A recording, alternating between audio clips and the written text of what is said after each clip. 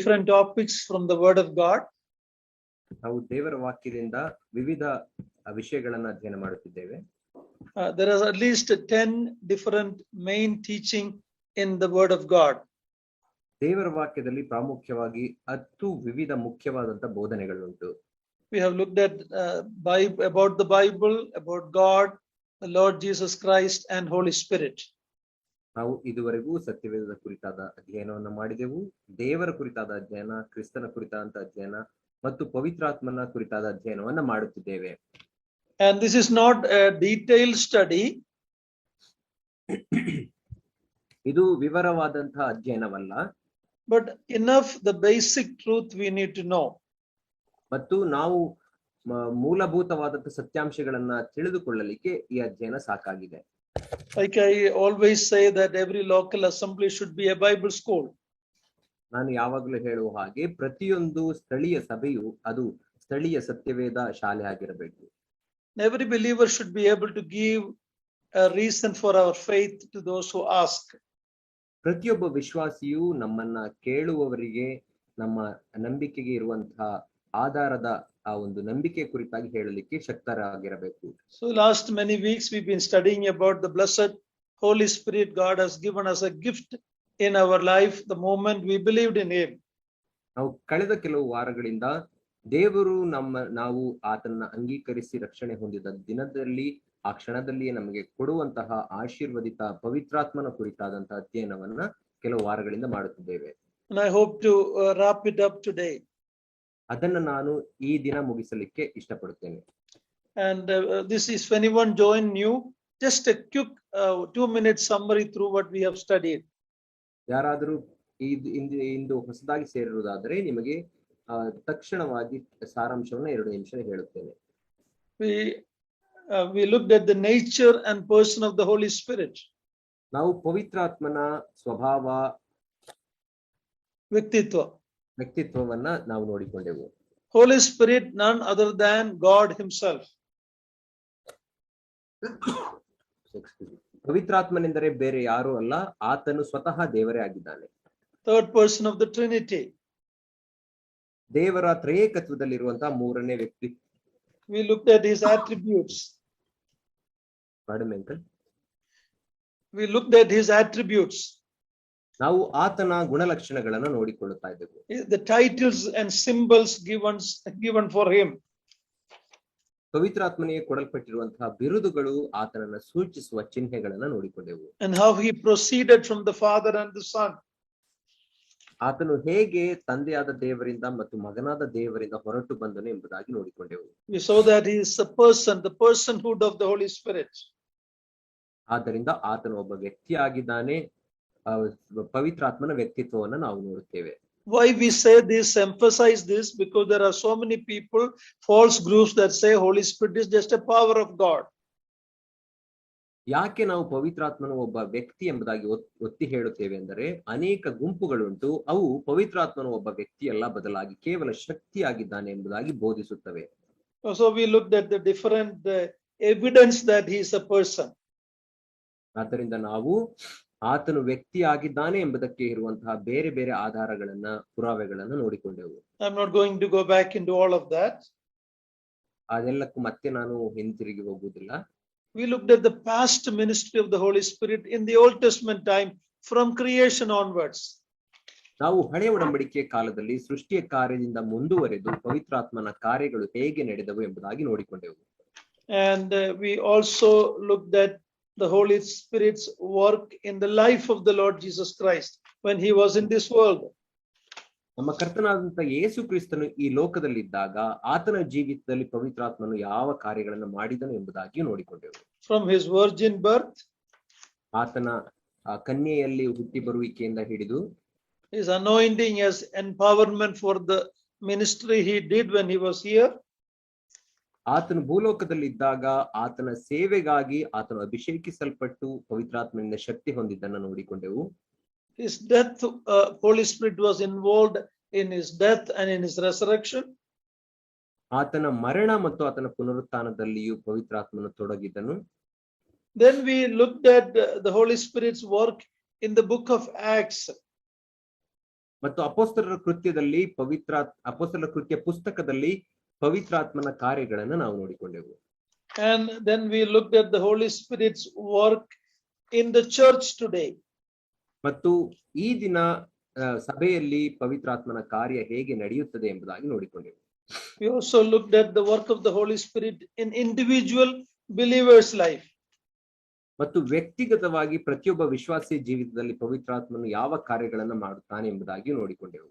And I want to emphasize the 4 important work of the Holy Spirit at the time of salvation. When a sinner repents and believes in the Lord, God does 4 main things in our life, the work of the Holy Spirit. ದೇವರು ಪವಿತ್ರಾತ್ಮನ ಮೂಲಕ ಒಬ್ಬ ಪಾಪಿ ಕ್ಷಮಾಪಣೆಯನ್ನ ಕೇಳಿ ಪಶ್ಚಾತ್ತಾಪದಿಂದ ಯೇಸು ಕ್ರಿಸ್ತನನ್ನ ಅಂಗೀಕರಿಸಿಕೊಂಡಾಗ ಆತನು ರಕ್ಷಣೆ ಹೊಂದಿದ ಆ ಕ್ಷಣದಿಂದ ಹಿಡಿದು ಆ ವ್ಯಕ್ತಿಯ ಜೀವಿತದಲ್ಲಿ ಪವಿತ್ರಾತ್ಮನು ಮಾಡುವಂತ 4 ಕಾರ್ಯಗಳನ್ನು ನಾವು ನೋಡಿಕೊಳ್ಳೋಣ. One is the Spirit baptism. ಮೊದಲನೇದಾಗಿ ಪವಿತ್ರಾತ್ಮನ ದೀಕ್ಷಾ ಸ್ನಾನ.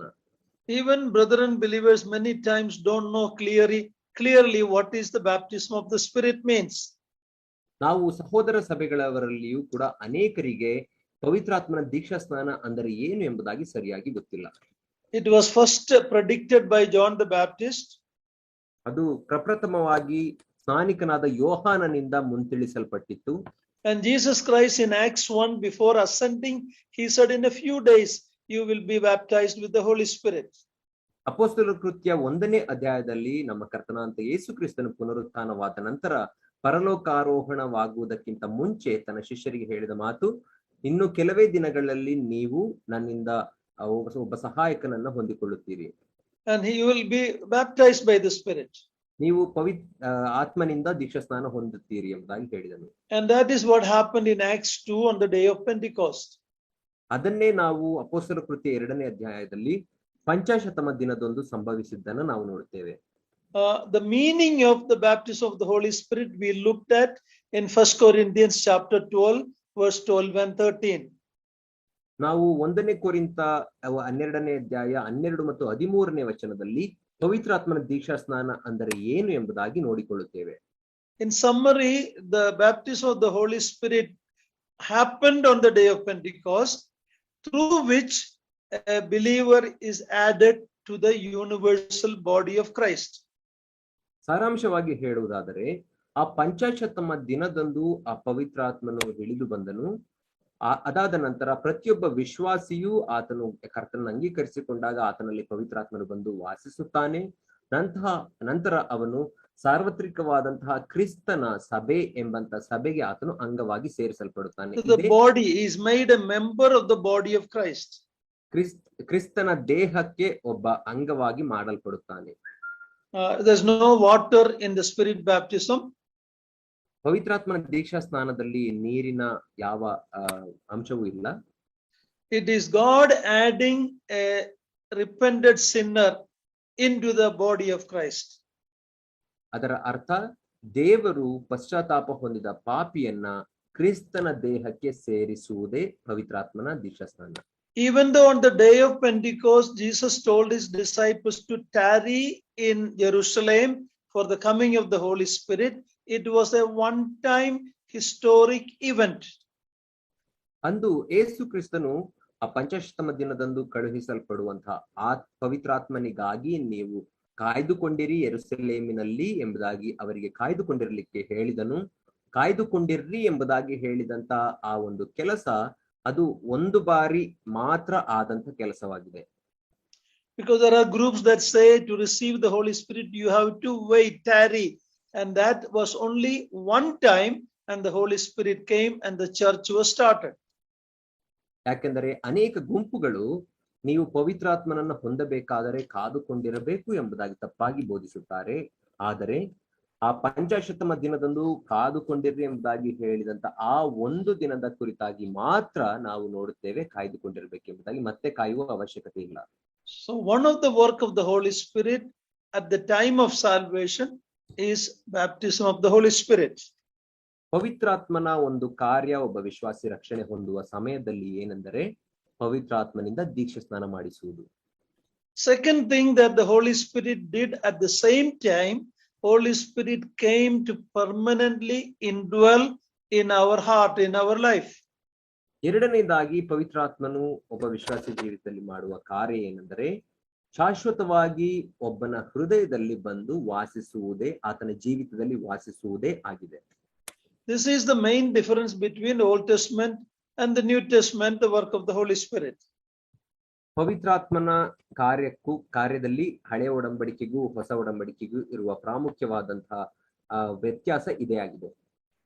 For the Holy Spirit to come and dwell permanently in a New Testament believer's heart, Christ had to die, he had to be risen, he had to ascend to the presence of God, he had to send the Holy Spirit, then only this could happen.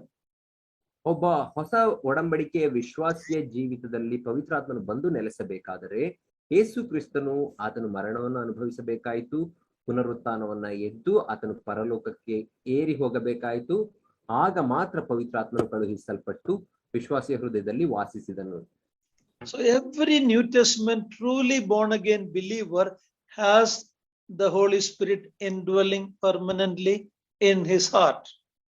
ಒಬ್ಬ ಹೊಸ ಒಡಂಬಡಿಕೆಯ ವಿಶ್ವಾಸಿಯಲ್ಲಿ, ಪ್ರತಿಯೊಬ್ಬ ಹೊಸ ಒಡಂಬಡಿಕೆಯ ವಿಶ್ವಾಸಿಯ ಹೃದಯದಲ್ಲಿಯೂ ಪವಿತ್ರಾತ್ಮನು ಶಾಶ್ವತವಾಗಿ ಬಂದು ವಾಸಿಸುತ್ತಾನೆ. Romans 8:9 very clearly says, we can read that. ರೋಮಾಪುರದವರಿಗೆ ಬರೆದ ಪತ್ರಿಕೆ 8ನೇ ಅಧ್ಯಾಯ 9ನೇ ವಚನ ಸ್ಪಷ್ಟವಾಗಿ ಹೇಳುತ್ತದೆ. ಅಲ್ಲಿ ಅದನ್ನು ನಾವು ಓದಿಕೊಳ್ಳೋಣ. ನೀವಾದರೂ ನಿಮ್ಮಲ್ಲಿ ದೇವರ ಆತ್ಮನು ವಾಸವಾಗಿರುವುದಾದರೆ ಶರೀರ ಭಾವದೀನರಲ್ಲ, ದೇವರ ಆತ್ಮನಿಗೆ ಅಧೀನರಾಗಿದ್ದೀರಿ. ಯಾವನಿಗಾದರೂ ಕ್ರಿಸ್ತನ ಆತ್ಮನು ಇಲ್ಲದಿದ್ದರೆ ಅವನು ಕ್ರಿಸ್ತನವನಲ್ಲ. It is very plain, clear there. If you don't have the Holy Spirit in you, you don't belong to God. ಇಲ್ಲಿ ಸ್ಪಷ್ಟವಾಗಿ ಸರಳ ಭಾಷೆಯಲ್ಲಿ ಹೇಳಲ್ಪಟ್ಟಿದೆ ಏನೆಂದರೆ,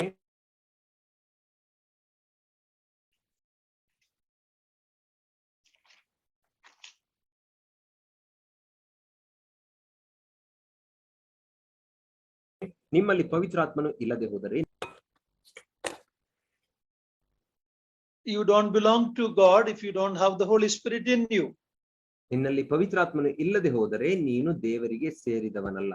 What does that mean? Every born again child of God has the Holy Spirit in him. ಅದರ ಅರ್ಥವೇನು? ಪ್ರತಿಯೊಬ್ಬ ಹೊಸದಾಗಿ ಹುಟ್ಟಿದಂತ ವಿಶ್ವಾಸಿಯ ಹೃದಯದಲ್ಲಿಯೂ ಪವಿತ್ರಾತ್ಮನು ನೆಲೆಸಿದ್ದಾನೆ. The third work of the Holy Spirit at the time of salvation is the anointing of the Holy Spirit. ಮೂರನೆಯ ಕಾರ್ಯ ಒಬ್ಬ ವಿಶ್ವಾಸಿಯ ಜೀವಿತದಲ್ಲಿ ಆತನು ರಕ್ಷಣೆ ಹೊಂದಿದಾಗ ಆಗುವಂತದ್ದು ಏನೆಂದರೆ ಪವಿತ್ರಾತ್ಮನ ಅಭಿಷೇಕ.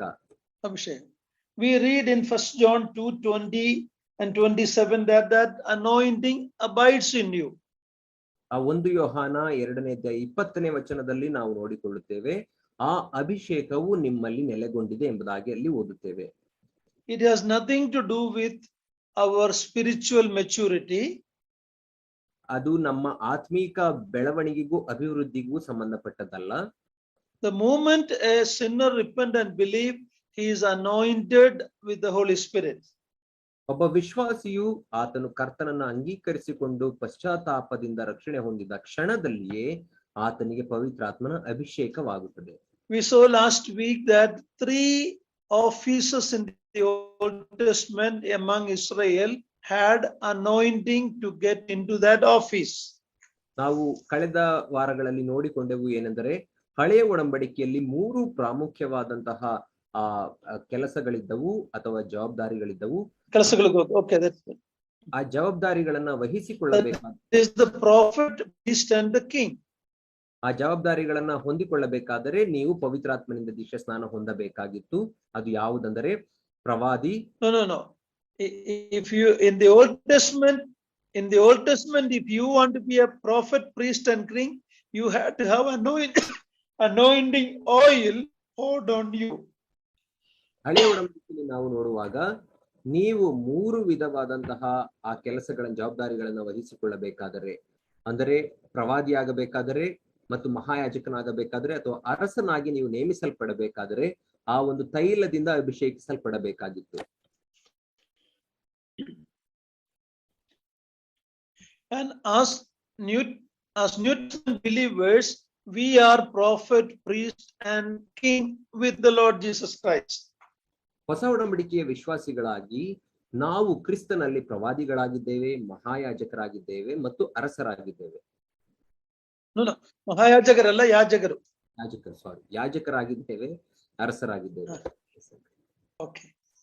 We are prophets in the sense we proclaim God's message to the world. ನಾವು ಪ್ರವಾದಿಗಳಾಗಿದ್ದೇವೆ ಎಂಬುದಾಗಿ ಹೇಳಿದರೆ ಅರ್ಥವೇನೆಂದರೆ ನಾವು ಕರ್ತನ ಸಂದೇಶವನ್ನು ಈ ಲೋಕಕ್ಕೆ ಸಾರುತ್ತೇವೆ. And as priest we approach God directly. We don't need a mediator today. ನಾವು ಯಾಜಕರಾಗಿದ್ದೇವೆ ಎಂಬುದಾಗಿ ಹೇಳುವಾಗ ಅದರ ಅರ್ಥ ದೇವರ ಸನ್ನಿಧಾನಕ್ಕೆ ನಾವು ನೇರವಾಗಿ ಪ್ರವೇಶಿಸುವ ಅರ್ಹತೆಯನ್ನು ಹೊಂದಿದ್ದೇವೆ.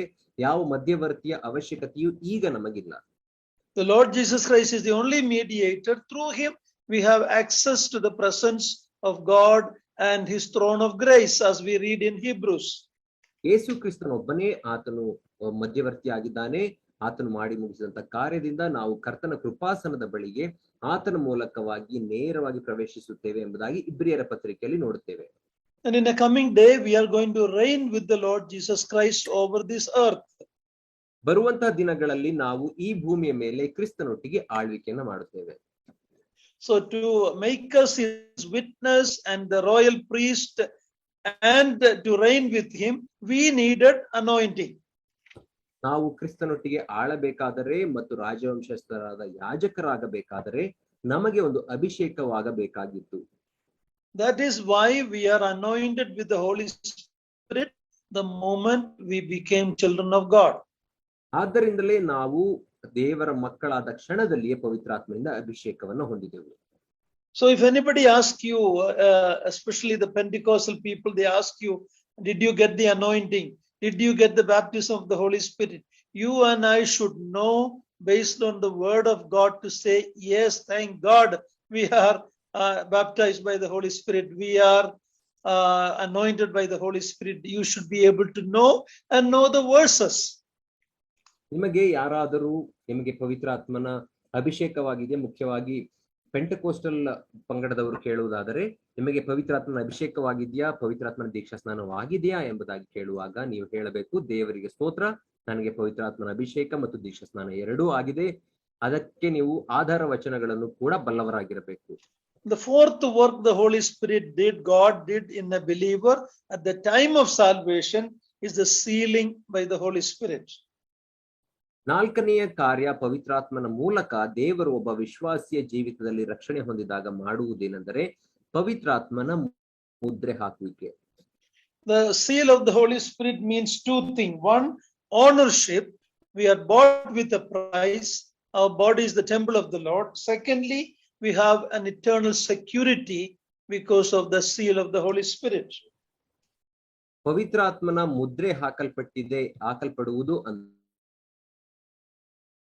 ಎರಡು ಅರ್ಥಗಳಿದೆ. ಒಂದು, ಪವಿತ್ರಾತ್ಮನು ನಮ್ಮಲ್ಲಿ ಶಾಶ್ವತವಾಗಿ ಬಂದು ವಾಸಿಸುತ್ತಾನೆ. ಎರಡನೇದಾಗಿ ನಮ್ಮ ರಕ್ಷಣೆಯು ಅದು ಭದ್ರವಾಗಿದೆ, ಶಾಶ್ವತವಾಗಿ ಎಂಬುದಾಗಿ ಅರ್ಥವಾಗುತ್ತದೆ. Ownership, we belong to God. We are bought with a price. ಎರಡು ಅರ್ಥಗಳು. ಒಂದು, ನಾವು ದೇವರಿಗೆ ಸೇರಿದವರು, ದೇವರು ನಮ್ಮ ಮಾಲೀಕನು, ದೇವರ ಮಾಲೀಕತ್ವದಲ್ಲಿ ನಾವಿದ್ದೇವೆ ಎಂಬುದಾಗಿ ಒಂದು. ಎರಡನೇದು, ನಮ್ಮ ರಕ್ಷಣೆ ಅದು ಭದ್ರವಾಗಿದೆ, ಶಾಶ್ವತವಾಗಿದೆ. When you take a registered letter to the post office, when you take a letter and register it in the post office, ನೀವು ಒಂದು ರಿಜಿಸ್ಟರ್ ಪೋಸ್ಟ್ ಅನ್ನ ಮಾಡಿ ನೀವು ಪೋಸ್ಟ್ ಆಫೀಸ್ ಅಲ್ಲಿ ಆ ರಿಜಿಸ್ಟರ್ ಪೋಸ್ಟ್ ಅನ್ನ ಹಾಕುವುದಾದರೆ, you write the destination address and you give it to them. The post office takes it and put a seal on it.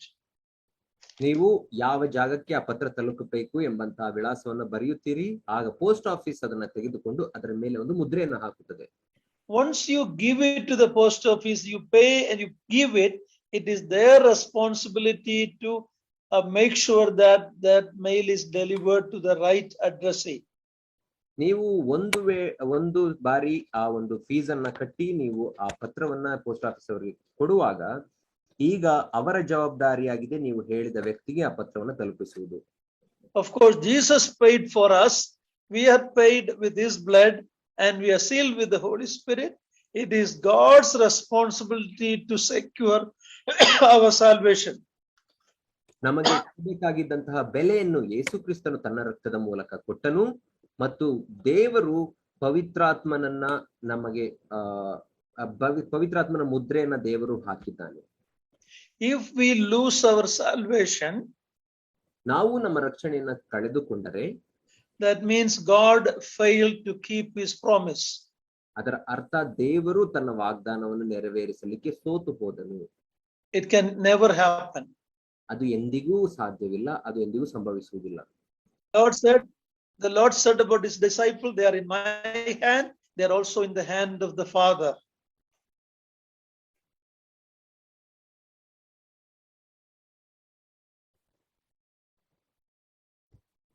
I'm sorry, please repeat. Jesus said, they are my sheep is in my hand and also in the Father's hand.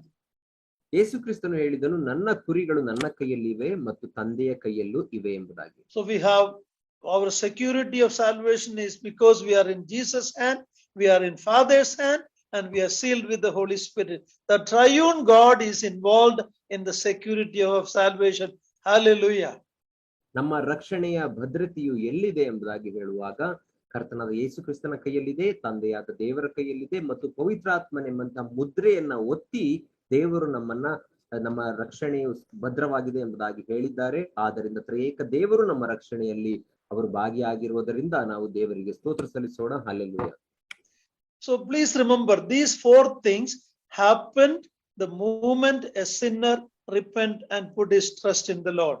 ನಾವು ಜ್ಞಾಪಕದಲ್ಲಿ ಇಟ್ಟುಕೊಳ್ಳೋಣ, ಈ 4 ಸಂಗತಿಗಳು ಒಬ್ಬ ಪಾಪಿ ಯೇಸು ಕ್ರಿಸ್ತನಲ್ಲಿ ರಕ್ಷಣೆಯನ್ನ ಹೊಂದಿ ಪಶ್ಚಾತ್ತಾಪ ಹೊಂದಿದ ಕ್ಷಣದಲ್ಲಿಯೇ ಸಂಭವಿಸುತ್ತವೆ. Spirit baptism, ಪವಿತ್ರಾತ್ಮನ ದೀಕ್ಷಾ ಸ್ನಾನ, permanent indwelling, ಪವಿತ್ರಾತ್ಮನ ಶಾಶ್ವತವಾಗಿ ವಾಸಿಸುವುದು, the anointing of the Holy Spirit, ಪವಿತ್ರಾತ್ಮನ ಅಭಿಷೇಕ, the sealing of the Holy Spirit. ಪವಿತ್ರಾತ್ಮನಿಂದ ಮುದ್ರೆ ಹೊಂದುವುದು. For these things we had to do nothing other than repent and trust in the Lord Jesus Christ finished work on the cross. ಈ ಕಾರ್ಯಗಳನ್ನ ಮಾಡಬೇಕಾದ್ರೆ ನಾವು ಯಾವ ಕಾರ್ಯವನ್ನು ಮಾಡುವ ಅವಶ್ಯಕತೆ ಇಲ್ಲ, ಬದಲಾಗಿ ಯೇಸು ಕ್ರಿಸ್ತನ ಶಿಲುಬೆ ಮೇಲೆ ಮಾಡಿ ಮುಗಿಸಿದಂತ ಕಾರ್ಯದ ಮೇಲೆ ನಂಬಿಕೆ ಇಟ್ಟು ಪಶ್ಚಾತ್ತಾಪ ಪಡುವುದಾದರೆ ಆ ಕಾರ್ಯವು ಆಗಿ ಹೋಯಿತು. There is not one command about these 4 work.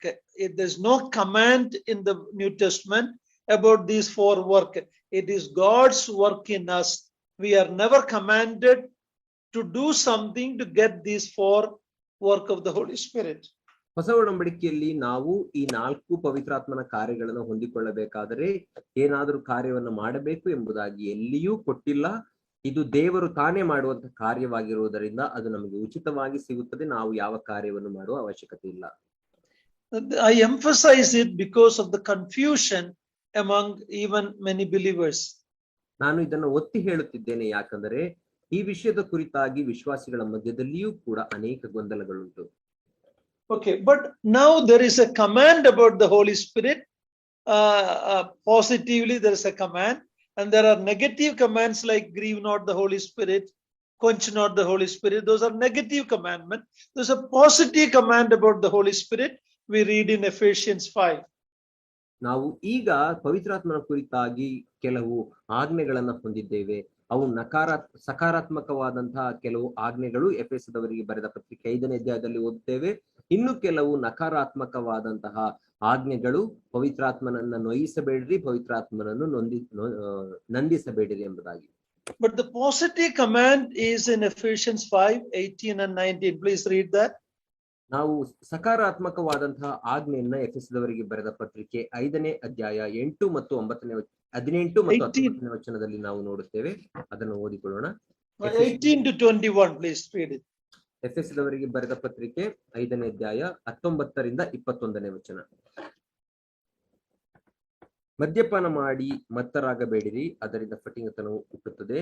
ಆದರೆ ಪವಿತ್ರಾತ್ಮ ಭರಿತರಾಗಿದ್ದು ಕೀರ್ತನೆಗಳಿಂದಲೂ ಆತ್ಮ ಸಂಬಂಧವಾದ ಪದಗಳಿಂದಲೂ ಒಬ್ಬರಿಗೊಬ್ಬರು ಮಾತಾಡಿಕೊಳ್ಳುತ್ತಾ ನಿಮ್ಮ ಹೃದಯಗಳಲ್ಲಿ ಕರ್ತನಿಗೆ ಗಾನ ಮಾಡುತ್ತಾ ಕೀರ್ತನೆ ಹಾಡುತ್ತಾ ಯಾವಾಗಲೂ ಎಲ್ಲಾ ಕಾರ್ಯಗಳಿಗೋಸ್ಕರ ನಮ್ಮ ಕರ್ತನಾದ ಯೇಸು ಕ್ರಿಸ್ತನ ಹೆಸರಿನಲ್ಲಿ ತಂದೆಯಾದ ದೇವರಿಗೆ ಸ್ತೋತ್ರ ಮಾಡುತ್ತಾ ಕ್ರಿಸ್ತನಿಗೆ ಭಯಪಡುವವರಾಗಿದ್ದು ಒಬ್ಬರಿಗೊಬ್ಬರು ವಿನಯವುಳ್ಳವರಾಗಿ ನಡೆದುಕೊಳ್ಳಿರಿ.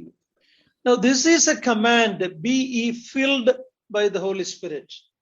ಇದೇ ನಮಗೆ ಕೊಡಲ್ಪಟ್ಟಿರುವಂತಹ ಆಜ್ಞೆ ಏನೆಂದರೆ ಪವಿತ್ರಾತ್ಮ ಭರಿತರಾಗಿರ್ರಿ. That is a command. ಇದು ಒಂದು ಆಜ್ಞೆ ಆಗಿದೆ. But actually here in this passage, it is not telling how you can be filled with the Holy Spirit. ಆದರೆ ಈ ವಾಕ್ಯ ಭಾಗದಲ್ಲಿ ಪವಿತ್ರಾತ್ಮನಿಂದ ತುಂಬಿಸಲ್ಪಡುವುದು ಅಥವಾ ಪವಿತ್ರಾತ್ಮ ಭರಿತರಾಗಿರುವುದು ಹೇಗೆ ಎಂಬುದಾಗಿ ಎಲ್ಲಿಯೂ ಹೇಳಿಲ್ಲ. But it tells you what will happen when a person is filled with the Holy Spirit. ಆದರೆ ಒಬ್ಬ ವ್ಯಕ್ತಿಯು ಪವಿತ್ರಾತ್ಮ ಭರಿತನಾಗಿರುವಾಗ ಅದರಿಂದ ಉಂಟಾಗುವ ಫಲಗಳು ಏನು ಎಂಬುದನ್ನ ಇಲ್ಲಿ ತಿಳಿಸಲ್ಪಟ್ಟಿದೆ. It is contrasted with drinking wine or being drunk with the wine. ಅದಕ್ಕೆ ತದ್ವಿರುದ್ಧವಾಗಿ ಮದ್ಯಪಾನ ಮಾಡಿ ಮತ್ತರಾಗಬೇಡಿರಿ ಎಂಬುದಾಗಿ ಹೇಳಲ್ಪಟ್ಟಿದೆ. Why it is compared with the drunkenness and the filling with the Holy Spirit? What is the connection? ಯಾಕೆ ಪವಿತ್ರಾತ್ಮ ಭರಿತರಾಗಿರುವುದನ್ನ ಮದ್ಯಪಾನ ಮಾಡಿ ಮತ್ತರಾಗಿರಬೇಡಿರಿ ಎಂಬುದಕ್ಕೆ ಹೋಲಿಸಿ ಹೇಳಿದ್ದಾರೆ? ಇದಕ್ಕೂ ಅದಕ್ಕೂ ಇರುವ ಸಂಬಂಧವೇನು? So being filled with the Holy Spirit simply means being controlled by the Holy Spirit. ಪವಿತ್ರಾತ್ಮ ಭರಿತರಾಗಿರುವುದು ಎಂಬುದಾಗಿ ಹೇಳುವುದರ ಅರ್ಥವೇನೆಂದರೆ ಪವಿತ್ರಾತ್ಮನಿಂದ ನಾವು ನಡೆಸಲ್ಪಡುವುದು ಅಥವಾ ಪವಿತ್ರಾತ್ಮನ ಹತೋಟಿಯಲ್ಲಿರುವುದೇ ಆಗಿದೆ, ನಿಯಂತ್ರಣದಲ್ಲಿ. See, a person who is drunk with liquor, he is controlled by that spirit. That liquor, which is also liquor, is also called spirit. You know that. If you go wine shop, you see wine and spirit. You know that is another spirit. So that is the connection.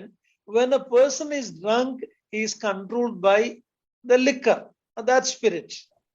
ನಾವು ಪವಿತ್ರಾತ್ಮ ಭರಿತರಾಗಿರುವುದಕ್ಕೂ ಮದ್ಯಪಾನಕ್ಕೂ ಇರುವ ವ್ಯತ್ಯಾಸವನ್ನ ಇರುವ ಸಂಬಂಧವನ್ನ ನಾವು ನೋಡುವಾಗ, ಒಬ್ಬ ವ್ಯಕ್ತಿಯು ಮದ್ಯಪಾನ ಮಾಡಿ ಮತ್ತನಾಗಿರುವಾಗ ಆ ಒಂದು ಸ್ಪಿರಿಟ್, ಇಂಗ್ಲಿಷ್ ಅಲ್ಲಿ ಸ್ಪಿರಿಟ್ ಅಂದ್ರೆ ಆಲ್ಕೋಹಾಲ್ ಎಂಬುದಾಗಿ ಆಗುತ್ತದೆ, ಆ ಒಂದು ಸ್ಪಿರಿಟ್ ಇಂದ ಅವನು ನಿಯಂತ್ರಿಸಲ್ಪಟ್ಟವನಾಗಿರುತ್ತಾನೆ. ಅದೇ ಪವಿತ್ರಾತ್ಮ ಭರಿತನಾಗಿರುವಾಗ ಪವಿತ್ರಾತ್ಮನಿಂದ ನಿಯಂತ್ರಿಸಲ್ಪಡುತ್ತಾನೆ. So filling of the Holy Spirit is nothing but living a spirit controlled life, a spirit obedient to the spirit life. ಪವಿತ್ರಾತ್ಮ ಭರಿತನಾಗಿರುವುದು ಎಂಬುದಾಗಿ ಹೇಳುವುದರ ಅರ್ಥವೇನೆಂದರೆ ಪವಿತ್ರಾತ್ಮನಿಂದ ನಿಯಂತ್ರಿಸಲ್ಪಡುವುದು ಅಥವಾ ಪವಿತ್ರಾತ್ಮನಿಗೆ ನಮ್ಮ ಜೀವಿತವನ್ನು ಒಪ್ಪಿಸಿಕೊಟ್ಟು ಪವಿತ್ರಾತ್ಮನಿಗೆ ವಿಧೇಯನಾಗಿ ನಡೆಯುವುದೇ ಆಗಿರುತ್ತದೆ. But like I said, here it doesn't say how it can happen. ಆದರೆ ಇಲ್ಲಿ ಪವಿತ್ರಾತ್ಮ ಭರಿತರಾಗಿರುವುದು ಹೇಗೆ ಎಂಬುದಾಗಿ ಎಲ್ಲಿಯೂ ಕೊಟ್ಟಿಲ್ಲ. But there is a parallel passage in Colossians 3:16. Please read that. ಆದರೆ ಇದಕ್ಕೆ ಸಂಬಂಧಪಟ್ಟಂತಹ ಇನ್ನೊಂದು ವಾಕ್ಯವನ್ನು ನಾವು ಕೊಲೊಸ್ಸೆ ಬರೆದ ಪತ್ರಿಕೆ 3ನೇ ಅಧ್ಯಾಯ 16ನೇ ವಚನದಲ್ಲಿ ಓದುತ್ತೇವೆ. Colossians 3:16 ಬರೆದ ಪತ್ರಿಕೆ 3ನೇ ಅಧ್ಯಾಯ 16ನೇ ವಚನ. ಕೊಲೊಸ್ಸೆ 3:16.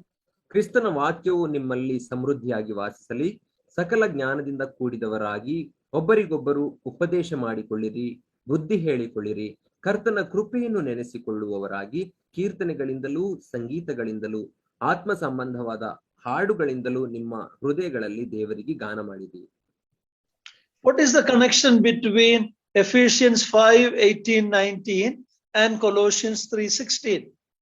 ಎಫೆಸದವರಿಗೆ ಬರೆದ ಪತ್ರಿಕೆ 5ನೇ ಅಧ್ಯಾಯ 19ರಿಂದ 21ನೇ ವಚನಕ್ಕೂ ಈ ಕೊಲೊಸ್ಸೆಯವರಿಗೆ ಬರೆದ ಪತ್ರಿಕೆ 3ನೇ ಅಧ್ಯಾಯ 16ನೇ ವಚನಕ್ಕೂ ಇರುವ ಸಂಬಂಧವೇನು? One place it says in Ephesians 5, be filled with the Holy Spirit. ಒಂದು ಸ್ಥಳದಲ್ಲಿ ಎಫೆಸದವರಿಗೆ ಬರೆದ ಪತ್ರಿಕೆ 5ನೇ ಅಧ್ಯಾಯದಲ್ಲಿ ಪವಿತ್ರಾತ್ಮ ಭರಿತರಾಗಿರ್ರಿ ಎಂಬುದಾಗಿ ಹೇಳುತ್ತದೆ. But in Colossians 3:16 it says be filled with the word of God. ಅದೇ ಕೊಲೊಸ್ಸೆಯವರಿಗೆ ಬರೆದ ಪತ್ರಿಕೆ 3ನೇ ಅಧ್ಯಾಯ 16ನೇ ವಚನದಲ್ಲಿ ದೇವರ ವಾಕ್ಯದಿಂದ ಕೂಡಿದವರಾಗಿರಿ ಅಥವಾ ದೇವರ ವಾಕ್ಯವು ಸಮೃದ್ಧಿಯಾಗಿ ವಾಸಿಸಲಿ ಎಂಬುದಾಗಿ ಹೇಳುತ್ತದೆ. But then the results are the same. ಆದರೆ ಅವೆರಡೂ ಸಂಗತಿಗಳಿಗೂ ಇರುವ ಫಲವು ಒಂದೇ ಆಗಿದೆ. When a person is filled with the Holy Spirit, his spiritual singing, worshiping, thanking, his submission, all of that we see there in Ephesians. ಎಫೆಸದವರಿಗೆ ಬರೆದ ಪತ್ರಿಕೆಯಲ್ಲಿ ನಾವು ನೋಡುವಾಗ ಒಬ್ಬ ವ್ಯಕ್ತಿಯು ಪವಿತ್ರಾತ್ಮ ಭರಿತನಾಗಿರುವಾಗ ಆತನು ಕೀರ್ತನೆಗಳಿಂದ ಹಾಡುತ್ತಾನೆ, ಉಪದೇಶ ಮಾಡಿಕೊಳ್ಳುತ್ತಾನೆ, ಸಂತೋಷಭರಿತನಾಗಿ ದೇವರಿಗೆ ಕೃತಜ್ಞತಾ ಸ್ತುತಿ ಮಾಡುತ್ತಾನೆ. The same thing happens when a person is filled with the word of God in Colossians 3:16. ಕೊಲೊಸ್ಸೆಯವರಿಗೆ ಬರೆದ ಪತ್ರಿಕೆ 3ನೇ ಅಧ್ಯಾಯ 16ನೇ ವಚನದಲ್ಲಿಯೂ ಕೂಡ ನಾವು ನೋಡುವಾಗ ಒಬ್ಬ ವ್ಯಕ್ತಿಯು ದೇವರ ವಾಕ್ಯದಿಂದ ತುಂಬಿದವನಾದಾಗಲೂ ಕೂಡ ಸಂತೋಷಭರಿತವಂತ ಹಾಡುಗಳಿಂದ, ಕೀರ್ತನೆಗಳಿಂದ, ಕೃತಜ್ಞತಾ ಸ್ತುತಿಗಳಿಂದ ತುಂಬಿರುತ್ತಾನೆ. So even though in Ephesians we are not told how to be filled with the Holy Spirit, Colossians 3:16 gives us the clue. When a believer is controlled by the word of God, when a believer is obedient to the word of God, he is filled with the Holy Spirit. ಎಫೆಸದವರಿಗೆ ಬರೆದ ಪತ್ರಿಕೆ 5ನೇ ಅಧ್ಯಾಯದಲ್ಲಿ ದೇವರ ಆತ್ಮ ಅಥವಾ ಪವಿತ್ರಾತ್ಮ ಭರಿತರಾಗಿರುವುದು ಹೇಗೆ ಎಂಬುದಾಗಿ ಹೇಳದೇ ಹೋಗಿದ್ದರೂ ಕೂಡ ಇಲ್ಲಿ ಕೊಲೊಸ್ಸೆಯವರಿಗೆ ಬರೆದ ಪತ್ರಿಕೆ 3ನೇ ಅಧ್ಯಾಯ 16ನೇ ವಚನದಲ್ಲಿ ದೇವರ ವಾಕ್ಯದಿಂದ ತುಂಬಿದವರಾಗಿರುವಾಗ ನಾವು ಪವಿತ್ರಾತ್ಮ ಭರಿತರಾಗಿರುತ್ತೇವೆ ಎಂಬುದಾಗಿ ಒಂದು ಸಣ್ಣ ಸುಳಿವು ನಮಗೆ ಸಿಗುತ್ತದೆ. So to be filled with the Holy Spirit means live a life in obedience to the word of God, because the word of God is given by the Spirit of God. ದೇವರ ಆತ್ಮ ಭರಿತರಾಗಿ ನಾವು ಜೀವಿಸಬೇಕಾದರೆ ದೇವರ ವಾಕ್ಯಕ್ಕೆ ವಿಧೇಯರಾಗಿ ಅದನ್ನ ಕೈಕೊಂಡು ನಡೆಯಬೇಕು. ಯಾಕಂದ್ರೆ ನಾವು ದೇವರ ವಾಕ್ಯದಿಂದ ತುಂಬಿಸಲ್ಪಡುವಾಗ, ಅದಕ್ಕೆ ವಿಧೇಯರಾಗುವಾಗ ಪವಿತ್ರಾತ್ಮನಿಂದ ನಡೆಸಲ್ಪಡುತ್ತೇವೆ. The word of God is given by the Spirit of God. ದೇವರ ವಾಕ್ಯವು ಅದು ಪವಿತ್ರಾತ್ಮನಿಂದಲೇ ಅಥವಾ ದೇವರ ಆತ್ಮನಿಂದಲೇ ಕೊಡಲ್ಪಟ್ಟಿದೆ. So when we are obedient to the word of God, we are obedient to the Holy Spirit. ನಾವು ದೇವರ ವಾಕ್ಯಕ್ಕೆ ವಿಧೇಯರಾಗುವಾಗ ದೇವರ ಆತ್ಮನಿಗೆ ಅಥವಾ ಪವಿತ್ರಾತ್ಮನಿಗೆ ವಿಧೇಯರಾಗುತ್ತೇವೆ. So when we are filled with the word of God, we are filled with the Holy Spirit. ನಾವು ದೇವರ ವಾಕ್ಯದಿಂದ ತುಂಬಿಸಲ್ಪಡುವಾಗ ದೇವರ ಆತ್ಮನಿಂದ, ಪವಿತ್ರಾತ್ಮನಿಂದ ತುಂಬಿಸಲ್ಪಟ್ಟಿರುತ್ತೇವೆ. Yeah, so this parallel passage we should study. If I am obedient to the word of God, then I am obedient to the Holy Spirit and I am in control by the Holy Spirit. ಆದ್ರಿಂದ ಈ ಸಮಾನಾರ್ಥಕ ಪದವುಳ್ಳಂತಹ ಈ ವಾಕ್ಯ ಭಾಗಗಳನ್ನು ನಾವು ಅಧ್ಯಯನ ಮಾಡಬೇಕು. ನಾನು ದೇವರ ವಾಕ್ಯದಿಂದ ತುಂಬಿಸಲ್ಪಟ್ಟು ಅದಕ್ಕೆ ವಿಧೇಯನಾಗುವಾಗ ಪವಿತ್ರಾತ್ಮನಿಂದಲೂ ಭರಿತನಾಗಿರುತ್ತೇನೆ. The result is a spiritual life, a thanking life, an obedient life. This is what happens when you are filled with the Holy Spirit. ಅದರಿಂದ ಸಿಕ್ಕುವ ಫಲ ಏನೆಂದರೆ ಪವಿತ್ರಾತ್ಮನಿಂದ ಭರಿತವಾಗುವಾಗ ನಾವು ಆತ್ಮೀಕ ಜೀವಿತವನ್ನು ಜೀವಿಸುತ್ತೇವೆ. ಸ್ತೋತ್ರದಿಂದ, ಕೃತಜ್ಞತೆಯಿಂದ ನಮ್ಮ ಜೀವಿತವನ್ನು ಜೀವಿಸುತ್ತೇವೆ. ಸಂತೋಷ ಭರಿತರಾಗಿ ಕೀರ್ತನೆಗಳನ್ನು ಹಾಡುತ್ತೇವೆ. Some people believe that when you got saved, you got some of the Holy Spirit. When you're filled, you get more of the Holy Spirit. There are such false teaching. ಕೆಲವರು ಈ ರೀತಿ ನಂಬುತ್ತಾರೆ, ಏನೆಂದರೆ ನೀನು ರಕ್ಷಣೆ ಹೊಂದಿದಾಗ ಸ್ವಲ್ಪ ದೇವರ ಆತ್ಮನಿಂದ ತುಂಬಿಸಲ್ಪಡುತ್ತಿ, ಆದರೆ ಪವಿತ್ರಾತ್ಮನಿಂದ ಭರಿತನಾಗುವಾಗ ಅಥವಾ ದೀಕ್ಷಾಸ್ನಾನವಾದಾಗ, ಪವಿತ್ರಾತ್ಮನ ದೀಕ್ಷಾಸ್ನಾನವಾದಾಗ ನೀನು ಸಂಪೂರ್ಣವಾಗಿ ಪವಿತ್ರಾತ್ಮ ಭರಿತನಾಗುತ್ತಿ ಎಂಬುದಾಗಿ ಸುಳ್ಳಾಗಿ ಹೇಳುತ್ತಾರೆ. This teaching cannot be true. ಇದು ಸತ್ಯವಾದಂತ ಬೋಧನೆ ಆಗಿರ್ಲಿಕ್ಕೆ ಸಾಧ್ಯವಿಲ್ಲ. The reason why, because Holy Spirit is not like a liquid, like a half filled water, a glass, and then you fill more, because we are talking about a person, not a thing. ಯಾಕಂದ್ರೆ ಇದು ಸುಳ್ಳಾದ ಬೋಧನೆ ಆಗಿದೆ, ಅರ್ಧಂಬರ್ಧ ಪವಿತ್ರಾತ್ಮನಿಂದ ತುಂಬಿಸಲ್ಪಡುವುದು ಅಂದರೆ. ಯಾಕಂದ್ರೆ ಪವಿತ್ರಾತ್ಮನ ಒಬ್ಬ ದ್ರವ ರೂಪದಲ್ಲಿಲ್ಲ, ಅರ್ಧ ತುಂಬಿಸಲ್ಪಟ್ಟು ಅರ್ಧ ಖಾಲಿಯಾಗಿರುವುದಕ್ಕೆ ಆತನು ಒಬ್ಬ ವ್ಯಕ್ತಿ ಆಗಿದ್ದಾನೆ. ನಾವು ಮಾತಾಡುತ್ತಿರುವುದು ಒಬ್ಬ ವ್ಯಕ್ತಿಯ ಕುರಿತಾಗಿ. Now this cup is half filled now. ಈ ಒಂದು ನನ್ನ ಕೈಯಲ್ಲಿರುವಂತ ಈ ಕಪ್ ಅದು ಅರ್ಧ ತುಂಬಿದೆ. If I can pour some more water, I can say I got more of the water. ನಾನು ಇನ್ನೂ ಸ್ವಲ್ಪ ನೀರನ್ನ ತುಂಬುವಾಗ ಏನಾಗುತ್ತದೆ, ನಾನು ಹೇಳಬಹುದು ಇನ್ನೂ ಸ್ವಲ್ಪ ಹೆಚ್ಚು ನೀರನ್ನ ನಾನು ಹೊಂದಿದ್ದೇನೆ ಎಂಬುದಾಗಿ. But the problem is Jesus, Holy Spirit is a person. ಆದರೆ ಇಲ್ಲಿರುವಂತಹ ಸಮಸ್ಯೆ ಏನೆಂದರೆ ಪವಿತ್ರಾತ್ಮನ ಒಬ್ಬ ವ್ಯಕ್ತಿ ಆಗಿದ್ದಾನೆ. If I come to your house, ನಾನು ನಿಮ್ಮ ಮನೆಗೆ ಬಂದರೆ, you open the door and invite me inside, ನೀವು ಬಾಗಿಲನ್ನ ತೆರೆದು ನನ್ನನ್ನ ಒಳಕ್ಕೆ ಆಹ್ವಾನಿಸುತ್ತೀರಿ. How much of me comes inside the house? ನನ್ನಲ್ಲಿ ಎಷ್ಟು ಭಾಗ ನಿಮ್ಮ ಮನೆಯ ಒಳಕ್ಕೆ ಬರುತ್ತದೆ? Completely. ಸಂಪೂರ್ಣವಾಗಿ. You cannot say, Raju Matthew 50% came and now come again and please come, more come. You cannot say that because I am a person. ನಾನು ಒಬ್ಬ ವ್ಯಕ್ತಿ ಆಗಿರುವ ಕಾರಣ ನೀವು ರಾಜು ಮ್ಯಾಥ್ಯೂ ಅವರು ಅರ್ಧ ಬಂದಿದ್ದಾರೆ, ಶೇಕಡ ಅರ್ಧ, ಇನ್ನರ್ಧ ಹೊರಗೆ ಇದ್ದಾರೆ, ಮತ್ತೆ ಬನ್ನಿ ಎಂಬುದಾಗಿ ಹೇಳಲಿಕ್ಕೆ ಸಾಧ್ಯವಿಲ್ಲ, ಯಾಕಂದ್ರೆ ನಾನು ಒಬ್ಬ ವ್ಯಕ್ತಿಯಾಗಿದ್ದೇನೆ. The same way Holy Spirit is a person, the third person of the Trinity. ಅದೇ ರೀತಿಯಲ್ಲಿ ಪವಿತ್ರಾತ್ಮನು ಒಬ್ಬ ವ್ಯಕ್ತಿಯಾಗಿದ್ದಾನೆ, ಏಕತ್ವದಲ್ಲಿರುವಂತಹ ಮೂರನೆಯ ವ್ಯಕ್ತಿ. So either you have the Holy Spirit in you or you don't have it. There is no 50% Holy Spirit. So filling of the Holy Spirit means you got more of the Holy Spirit. No. ಆದ್ದರಿಂದ ನಿಮ್ಮಲ್ಲಿ ಪವಿತ್ರಾತ್ಮನು ಸಂಪೂರ್ಣವಾಗಿ ಇರಬಹುದು ಅಥವಾ ಸಂಪೂರ್ಣವಾಗಿ ಇಲ್ಲದೆ ಇರಬಹುದು. ಆದ್ದರಿಂದ ಪವಿತ್ರಾತ್ಮ ಭರಿತರಾಗಿರುವುದು ಅಂದರೆ ಸಂಪೂರ್ಣವಾಗಿ ಪವಿತ್ರಾತ್ಮನಿಂದ ತುಂಬಿಸಲ್ಪಟ್ಟಿರುವುದೇ ಆಗಿದೆ. So to be filled with the Holy Spirit, we can say it in another way. ಪವಿತ್ರಾತ್ಮ ಭರಿತರಾಗಿರುವುದನ್ನ ಇನ್ನೊಂದು ರೀತಿಯಲ್ಲಿ ಹೇಳಬಹುದು. It is not you getting more of the Holy Spirit. It is Holy Spirit getting all the areas of your life. ನೀವು ಪವಿತ್ರಾತ್ಮನನ್ನ ಇನ್ನೂ ಸ್ವಲ್ಪ ಹೆಚ್ಚಾಗಿ ಹೊಂದಿಕೊಳ್ಳುವುದಲ್ಲ, ಬದಲಾಗಿ ನಿಮ್ಮ ಜೀವಿತದ ಎಲ್ಲಾ ಕ್ಷೇತ್ರಗಳಲ್ಲಿ ಪವಿತ್ರಾತ್ಮನು ಇರುವುದೇ ಪವಿತ್ರಾತ್ಮ ಭರಿತರಾಗಿರುವುದು.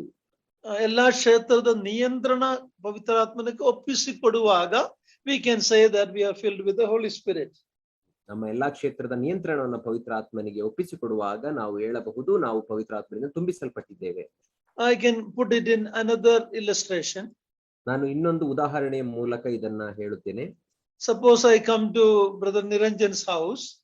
ನಾನು ಸಹೋದರ ನಿರಂಜನ್ ಅವರ ಮನೆಗೆ ಹೋದರೆ, and he welcomes me. I come and he let me sit in the living room, the guest room. ನಾನು ಅವರ ಮನೆಗೆ ಹೋದಾಗ ಅವರು ನನ್ನನ್ನು ಸ್ವಾಗತಿಸುತ್ತಾರೆ ಮತ್ತು ನನ್ನ ಲಿವಿಂಗ್ ರೂಮ್ ಅಲ್ಲಿ ಕೂತುಕೊಳ್ಳಲಿಕ್ಕೆ ಬಿಡುತ್ತಾರೆ. We all have a living room where we invite the guests, and that room is normally kept clean. ನಮ್ಮ ಎಲ್ಲರ ಮನೆಯಲ್ಲಿಯೂ ಒಂದು ಲಿವಿಂಗ್ ರೂಮ್ ಎಂಬುದಾಗಿ ಇರುತ್ತದೆ. ಅಲ್ಲಿ ನಾವು ಮನೆಗೆ ಬಂದಂತಹ ಅತಿಥಿಗಳನ್ನ ಕೂರಿಸುತ್ತೇವೆ ಮತ್ತು ಅದನ್ನ ಯಾವಾಗಲೂ ಸ್ವಚ್ಛವಾಗಿ ಇಟ್ಟಿರುತ್ತೇವೆ. So as a guest I come, I sit, I am inside the house. Okay, you welcome me, I am in the house, but I am limited to the living room. ನಾನು ನಿಮ್ಮ ಮನೆಗೆ ಬಂದಾಗ ಅತಿಥಿಯಾಗಿ ನಿಮ್ಮ ಮನೆಗೆ ಬಂದಿದ್ದೇನೆ, ನನ್ನನ್ನು ನೀವು ಆಹ್ವಾನಿಸಿದ್ದೀರಿ, ಸ್ವಾಗತಿಸಿದ್ದೀರಿ, ಆದರೆ ನಾನು ಆ ಒಂದು ಲಿವಿಂಗ್ ರೂಮ್ಗೆ ಮಾತ್ರ ಸೀಮಿತನಾಗಿರುತ್ತೇನೆ. I am inside the house. ನಾನು ಮನೆಯೊಳಗಿದ್ದೇನೆ, but I am in one room. ಆದರೆ ನಾನು ಒಂದು ಕೊಠಡಿಯಲ್ಲಿ ಮಾತ್ರ ಇದ್ದೇನೆ. Well, maybe Niranjan don't want me to see his study room or his bedroom or his study room because that's not very clean. He don't want me to go there. ಬಹುಶಃ ಸಹೋದರ ನಿರಂಜನ್ ಅವರು ಅವರ ಬೆಡ್ರೂಮ್ ಇರಬಹುದು, ಅವರ ಅಧ್ಯಯನದ ಕೊಠಡಿಯನ್ನ ಇರಬಹುದು, ತೋರಿಸಲಿಕ್ಕೆ ಇಷ್ಟಪಡುವುದಿಲ್ಲ, ಯಾಕಂದರೆ ಅದು ಸ್ವಚ್ಛವಾಗಿ ಇಲ್ಲದೆ ಇರಬಹುದು. There are some magazines maybe, but Niranjan, don't feel bad, I'm not talking about you, but example, suppose in his study room there is some magazines he don't want me to see. ಬಹುಶಃ ಅವರ ಅಧ್ಯಯನದ ಕೊಠಡಿಯಲ್ಲಿ ಯಾವುದೋ ಒಂದು magazine ಇರಬಹುದು, ಅದನ್ನ ನಾನು ನೋಡಬಾರದು ಎಂಬುದಾಗಿ ಅವರ ಇಷ್ಟ ಇರುತ್ತದೆ. So I am in the house, but I am limited to the guest room. ನಾನು ಮನೆಯಲ್ಲಿ ಇದ್ದೇನೆ, ಆದರೆ ನಾನು ಆ ಒಂದು ಲಿವಿಂಗ್ ರೂಮ್ಗೆ ಮಾತ್ರ ಸೀಮಿತವಾಗಿದ್ದೇನೆ. But suppose Niranjan tells me, gives me the key of the house and say, brother, you have access to all the rooms in this house, okay, and I am given freedom to move around every room in his house, then I can say I am not just a guest, I have full access to every room. He is giving the key to me and saying, this is your house, you can be anywhere, and he gives the key to me and say, that's when I can say I am not just a guest, I have access to every room. ಒಂದು ವೇಳೆ ಸಹೋದರ ನಿರಂಜನ್ ಅವರು ಅವರ ಮನೆಯ ಬೀಗದ ಕೈಯನ್ನು ನನ್ನ ಕೈಗೆ ಕೊಟ್ಟು, ನಿಮಗೆ ನನ್ನ ಮನೆಯ ಎಲ್ಲಾ ಭಾಗಗಳ ನಿಯಂತ್ರಣವನ್ನು ಕೊಟ್ಟಿದ್ದೇನೆ ಎಂಬುದಾಗಿ ಅವರು ಕೊಡುವಾಗ, ನಾನು ಕೇವಲ ಒಬ್ಬ ಅತಿಥಿಯಾಗಿಲ್ಲ, ಬದಲಾಗಿ ಅವರ ಕುಟುಂಬದ ಒಂದು ಭಾಗವಾಗಿದ್ದೇನೆ. ಈಗ ನನಗೆ ಅವರ ಮನೆಯ ಎಲ್ಲಾ ಸ್ಥಳಗಳ ಮೇಲೆಯೂ ಅಧಿಕಾರ ಉಂಟು ಮತ್ತು ಎಲ್ಲ ಪ್ರವೇಶ ಉಂಟು. See, Holy Spirit, we are not getting more of the Holy Spirit by filling, but actually the Holy Spirit is getting more of us, in the sense every area of our life should come under the Holy Spirit's control. ಪವಿತ್ರಾತ್ಮ ಭರಿತರಾಗಿರುವುದು ಎಂಬುದಾಗಿ ಹೇಳುವಾಗ ನಮಗೆ ಪವಿತ್ರಾತ್ಮನು ಹೆಚ್ಚಾಗಿ ಸಿಗುವುದಲ್ಲ, ಬದಲಾಗಿ ನಾವು ಪವಿತ್ರಾತ್ಮನಿಗೆ ಹೆಚ್ಚಾಗಿ ಸಿಕ್ಕುವುದು. ಅಂದರೆ ನಮ್ಮ ಜೀವಿತದ ಎಲ್ಲಾ ಕ್ಷೇತ್ರಗಳನ್ನ ಪವಿತ್ರಾತ್ಮನ ನಿಯಂತ್ರಣಕ್ಕೆ ಕೊಡುವುದೇ ಪವಿತ್ರಾತ್ಮ ಭರಿತರಾಗಿರುವುದು. The Holy Spirit don't want to be a guest in your life. ಪವಿತ್ರಾತ್ಮನು ನಿಮ್ಮ ಜೀವಿತದಲ್ಲಿ ಒಬ್ಬ ಅತಿಥಿಯಾಗಿರಲಿಕ್ಕೆ ಇಷ್ಟಪಡುವುದಿಲ್ಲ. God is not the guest in your house, he is the Lord of your life. ದೇವರು ನಿಮ್ಮ ಕುಟುಂಬದಲ್ಲಿ ಒಬ್ಬ ಅತಿಥಿಯಲ್ಲ, ಬದಲಾಗಿ ಆತನೇ ನಿಮ್ಮ ಕುಟುಂಬದ ನಾಯಕನು, ಯಜಮಾನನಾಗಿದ್ದಾನೆ. But many a times in my life, maybe my secret life, maybe my reading habits, maybe some of my practices, I don't want the Holy Spirit to control that because I have some sin there. ಆದರೆ ನಮ್ಮ ಜೀವಿತಗಳಲ್ಲಿ ನಾವು ನೋಡುವಾಗ ಅನೇಕ ನಮ್ಮ ಜೀವಿತದ ಗುಪ್ತ ಸ್ಥಳಗಳಲ್ಲಿ ಗುಪ್ತ ಕಾರ್ಯಗಳನ್ನ ಮಾಡುವಾಗ ಮತ್ತು ಬೇರೆಯ ಕಾರ್ಯಗಳನ್ನ ಮಾಡುವಾಗ ಅದರಲ್ಲಿ ಪವಿತ್ರಾತ್ಮನನ್ನ ಒಳಪಡಿಸಿಕೊಳ್ಳಲಿಕ್ಕೆ ಇಷ್ಟಪಡುವುದಿಲ್ಲ. ಯಾಕಂದರೆ ಬಹುಶಃ ನಮ್ಮಲ್ಲಿ ಗುಪ್ತವಾದಂತಹ ಪಾಪಗಳಿರಬಹುದು, ಗುಪ್ತ ಕಾರ್ಯಗಳಿರಬಹುದು. So if the Holy Spirit has to fill my life, I have to give access to every area of my life, my public life, my private life, my secret life, my family life, my church, everything should come under the Holy Spirit control. That's when I can say I am filled by the Holy Spirit. ಆದರೆ ಪವಿತ್ರಾತ್ಮನಿಂದ ನಾವು ತುಂಬಿಸಲ್ಪಡಬೇಕಾದರೆ, ಪವಿತ್ರಾತ್ಮ ಭರಿತರಾಗಿರಬೇಕಾದರೆ ನನ್ನ ಖಾಸಗಿ ಜೀವನ ಇರಬಹುದು, ನನ್ನ ಸಾರ್ವಜನಿಕ ಜೀವನ ಇರಬಹುದು, ನನ್ನ ಸಭೆಯ ಜೀವನ ಇರಬಹುದು, ನನ್ನ ಕುಟುಂಬ ಜೀವನ, ನನ್ನ ವೈಯಕ್ತಿಕ ಜೀವನ, ಗುಪ್ತ ಜೀವನದಲ್ಲಿ ಎಲ್ಲದರಲ್ಲಿಯೂ ಪವಿತ್ರಾತ್ಮನಿಗೆ ನಿಯಂತ್ರಣವನ್ನು ಕೊಟ್ಟವರಾಗಿರಬೇಕು.